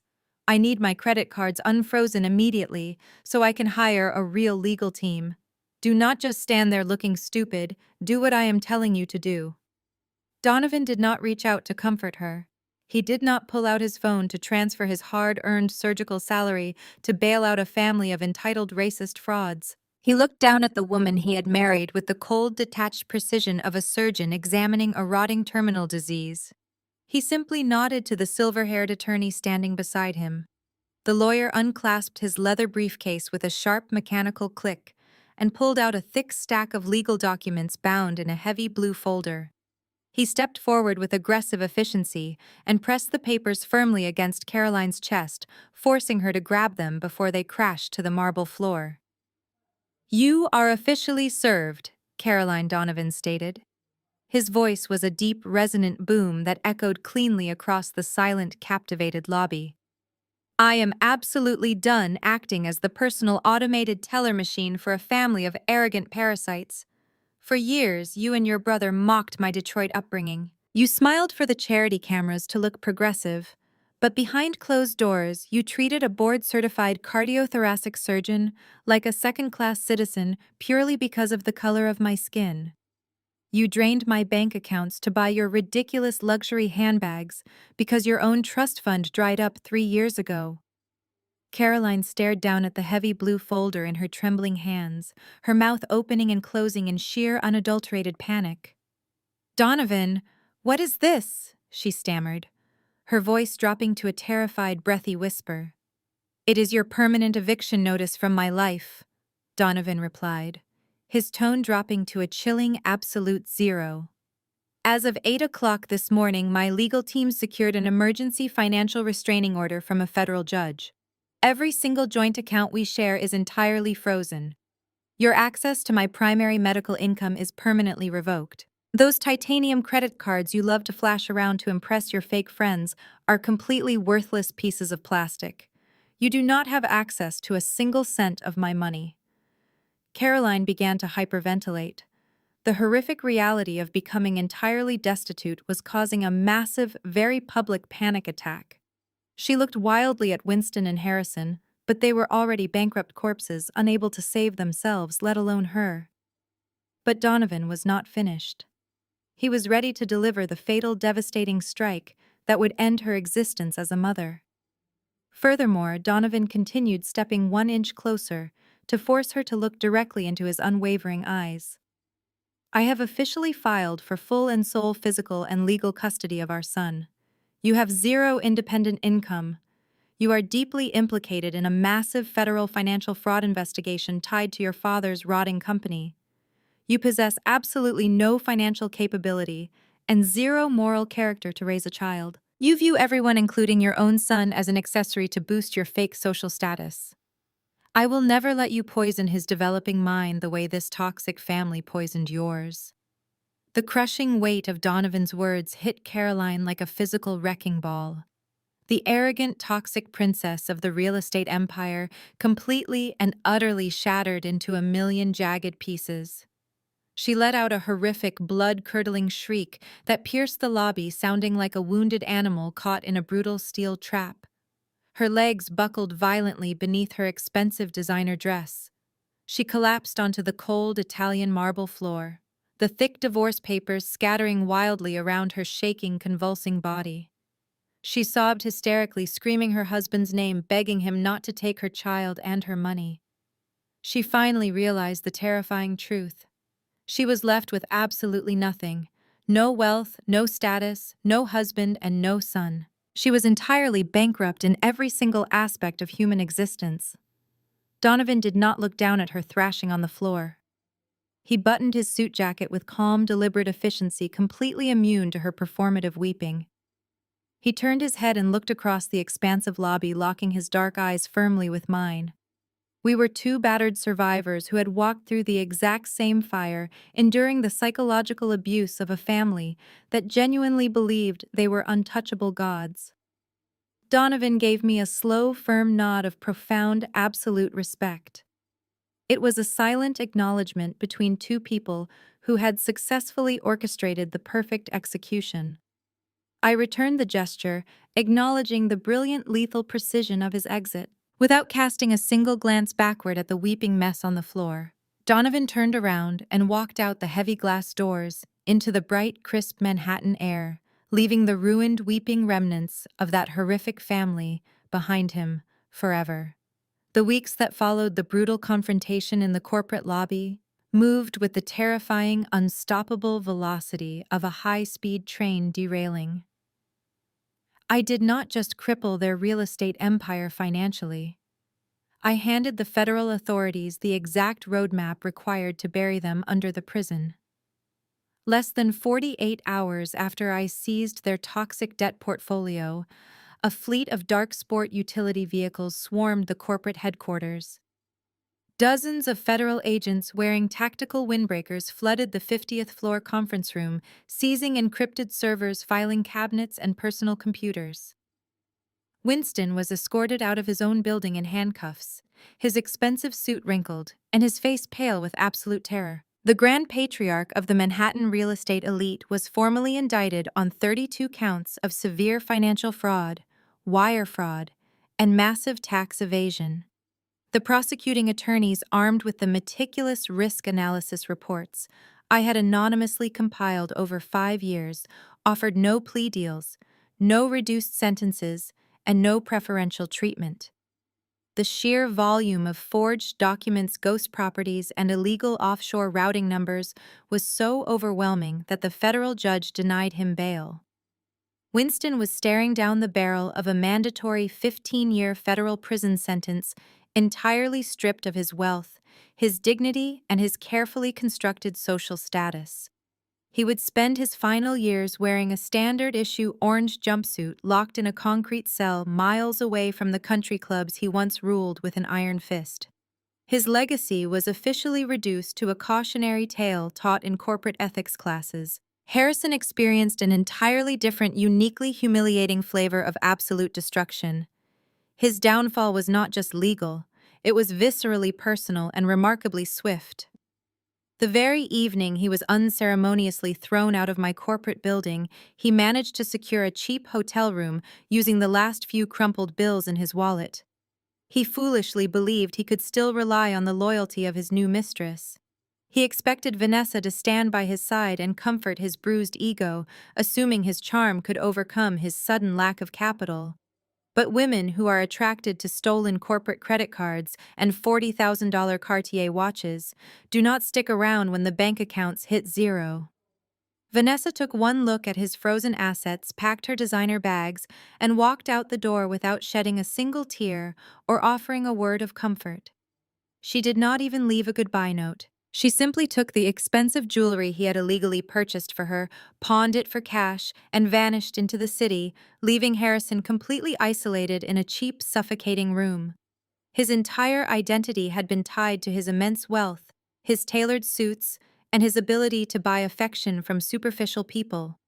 Stripped of his bank accounts and his powerful last name, he was nothing more than an arrogant hollow shell of a man, with no marketable skills and a highly toxic reputation that preceded him in every social circle. The rapid descent from a luxury penthouse to absolute squalor broke whatever remained of his fragile narcissistic mind.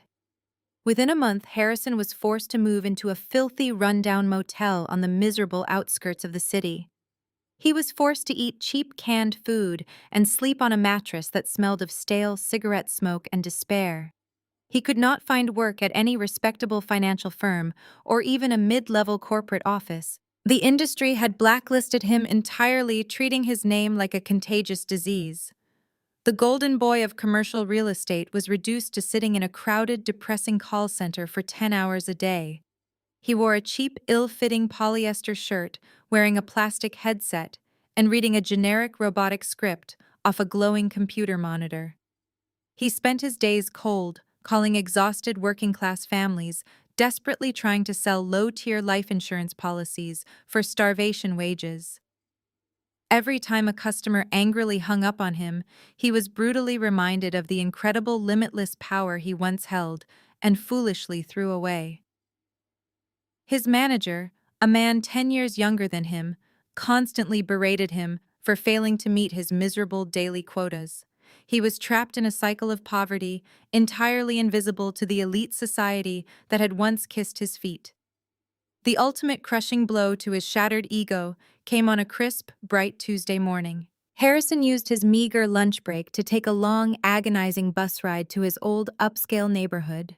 He walked the final few blocks to the sprawling suburban mansion we had once shared. It was the massive, ostentatious property he had proudly paraded around as the ultimate symbol of his supreme success. He stood on the edge of the manicured sidewalk, his hands shoved deep into the pockets of his cheap coat, shivering in the cold breeze. He did not find a pristine, quiet estate. He found a massive, chaotic construction zone. Heavy steel barricades surrounded the property. I had officially seized the deed through the debt acquisition, and I had zero interest in keeping a house poisoned by his toxic memories. I had ordered the immediate total demolition of the entire estate. Harrison stood frozen on the concrete pavement, watching in absolute horror as a fleet of massive yellow excavators roared to life. The heavy iron claws swung forward violently, crashing into the grand columns of the front porch he had once boasted about. The beautiful bay windows shattered into a million pieces, raining glass down onto the driveway. The roof collapsed inward with a deafening, thunderous roar, sending a massive cloud of gray dust rising high into the clear blue sky. A large architectural rendering was posted on the chain-link fence right in front of where Harrison stood trembling. It displayed a beautiful modern community center. The bold lettering announced that the site was being completely redeveloped into a fully funded philanthropic foundation to support low-income working-class students seeking higher education. It was a direct, calculated, and deeply personal insult to the vicious classism his family had proudly displayed for decades. The money that once funded his arrogant lifestyle was now going to educate the exact type of people he had always despised. Harrison watched the heavy machinery grind the luxurious marble floors and grand staircases into worthless, unrecognizable rubble. The deafening sound of the tearing metal and crushing stone mirrored the violent destruction of his own life. A suffocating, unbearable weight pressed down on his chest, making it hard to breathe. He looked at the dust settling over the ruins of his fake kingdom. In that agonizing, crystal-clear moment, the heavy fog of his lifelong narcissism finally lifted. He realized with devastating, irreversible certainty that he had not just lost a submissive wife. He had held a priceless, incredibly rare diamond in his hands for 5 agonizing years. He had possessed the absolute loyalty and sheer brilliance of a woman who could have conquered the entire world by his side. But because of his blind, pathetic arrogance and his desperate, toxic need to feel superior, he had thrown that flawless diamond directly into the dirt. Now the diamond was shining brighter than the sun, and he was left with absolutely nothing but the crushing, lonely silence of his own miserable, ruined existence. 6 months had passed since the spectacular, explosive collapse of my former life. The chaotic, deafening noise of that disastrous anniversary gala felt like a distant, hazy nightmare belonging to an entirely different lifetime. Tonight, the atmosphere inside my Tribeca penthouse was a perfect portrait of absolute, unshakable tranquility. Soft instrumental jazz floated smoothly through the expansive living space, weaving effortlessly between the warm, golden glow of the recessed lighting. The massive floor-to-ceiling windows framed the glittering Manhattan skyline, transforming the relentless, aggressive energy of the city into a silent, beautiful backdrop. I was no longer the shrinking, invisible analyst hiding behind cheap, sensible sweaters. I was no longer wearing the heavy armor of a ruthless corporate executioner either. I wore a simple, elegant, emerald green silk slip dress, my bare feet sinking comfortably into the plush Persian rug. The dark, ugly bruise that Harrison had violently imprinted on my cheekbone was completely gone, leaving behind flawless skin and a profoundly healed spirit.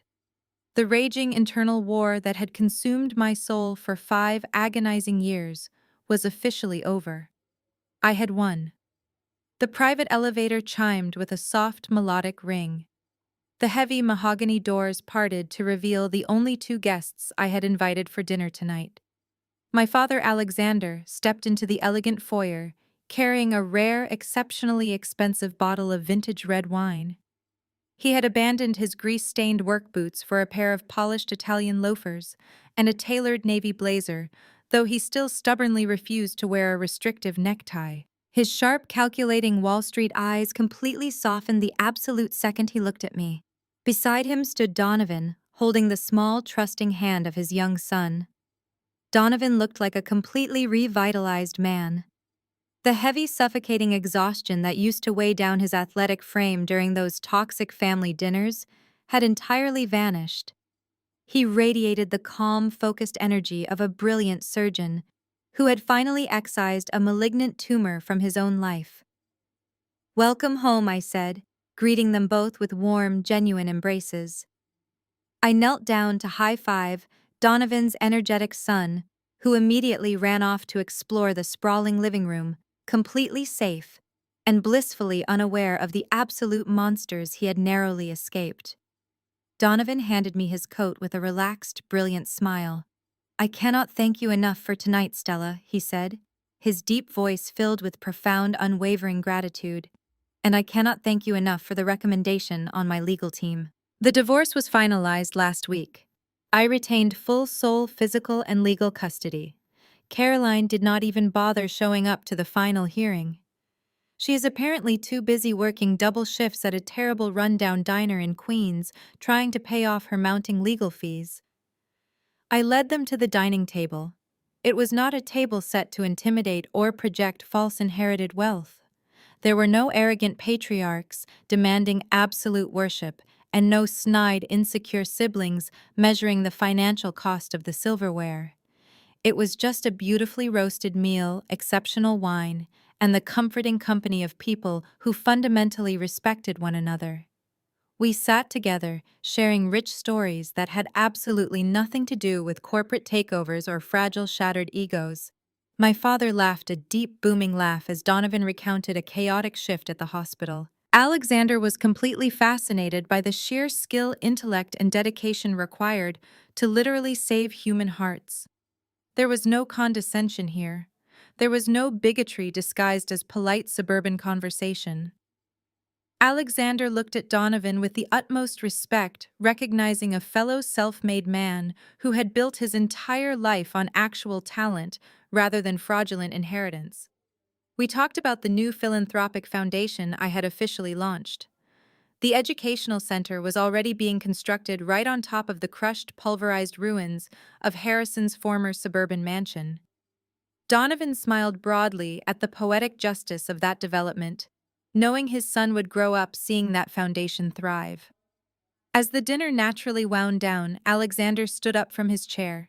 He reached for his crystal wine glass, holding it high in the warm, ambient light. He looked at Donovan, then at the young boy playing happily near the sofa, and finally rested his proud, unwavering gaze entirely on me. To the strongest, most brilliant woman I know, my father announced, his voice vibrating with thick, undeniable emotion. I spent years watching you shrink yourself to fit into a world that did not deserve a single ounce of your presence. But you did not just break out of that suffocating cage, Stella. You completely dismantled it piece by piece and built a flawless empire from the scrap metal. To fierce independence, to unyielding self-respect, and to the family we actually choose. To the family we choose, Donovan echoed firmly, raising his glass and clinking it gently against mine. I raised my own glass and took a slow, deeply satisfying sip of the rich red wine. The taste was absolutely perfect. The heavy, crushing burden of pretending, of performing, of constantly enduring psychological abuse just to keep a fake peace had been permanently lifted from my shoulders. I excused myself from the table for a brief moment, leaving the two men deep in a cheerful, animated conversation about vintage car engines and pediatric medicine. I walked across the smooth hardwood floor and pushed open the heavy sliding glass door leading out to the expansive private balcony. The crisp, biting evening wind immediately whipped through my hair, but the sudden chill felt incredibly refreshing against my skin. I walked right up to the thick glass railing and rested my hands against the cool, smooth surface. Hundreds of feet below me, the glowing, pulsing arteries of Manhattan traffic flowed endlessly through the concrete canyons. Millions of people were rushing through the city, fighting their own fierce battles, escaping their own invisible cages. I looked down at the spectacular, glittering chaos of the world below. I touched my fingertips lightly against the delicate, thin rim of my crystal wine glass. A slow, genuinely peaceful smile spread across my face. I no longer had to wear a suffocating mask of submissive mediocrity. I no longer had to bite my tongue and endure the vicious, toxic cruelty of people who viewed my existence as a charity project. True family is not a heavy, inescapable prison built on biological obligation or restrictive marriage certificates. Family is a safe sanctuary that inherently respects your boundaries, uplifts your spirit, and fiercely protects your fundamental value as a human being. I had systematically burned down the fake, arrogant empire that tried to bury me. I had confidently seized the reins of my $2 billion legacy. I had taken back my absolute, uncompromising freedom with my own two hands. Cut to black. The story we just explored teaches us a profound lesson about self-worth and the true meaning of family. For years, the main character shrank her brilliant mind and suppressed her powerful presence just to appease a husband and his relatives whose entire identities were built on fragile arrogance and toxic classism. Many of us make this exact same mistake in our own lives. We dim our own light so we do not blind the deeply insecure people around us. We endure disrespect, emotional manipulation, and even outright abuse because we falsely believe that marriage or biological ties create an unbreakable bond that requires our endless personal sacrifice. This journey shatters that dangerous illusion entirely. Her ultimate triumph did not actually come from her massive trust fund or her ability to financially destroy her abusers. Her true victory was the realization that her personal dignity is absolutely non-negotiable. The most vital takeaway is that legal documents and shared last names do not give anyone a free pass to treat you like a disposable asset. A true family is not a heavy, inescapable cage where you are constantly judged and demeaned for your background. Instead, a genuine family is a safe sanctuary composed of people who respect your firm boundaries, protect your inner peace, and celebrate your authentic self without any toxic conditions. She proved that the ultimate revenge against narcissistic people is simply taking back your power and thriving completely without them. You never have to accept the table you were given if the people sitting there demand you eat the miserable scraps of their disrespect. You have the absolute power to stand up and build your own table. If you have ever had to walk away from toxic people to protect your own peace, please share your experience in the comments below and subscribe to our channel for more empowering stories.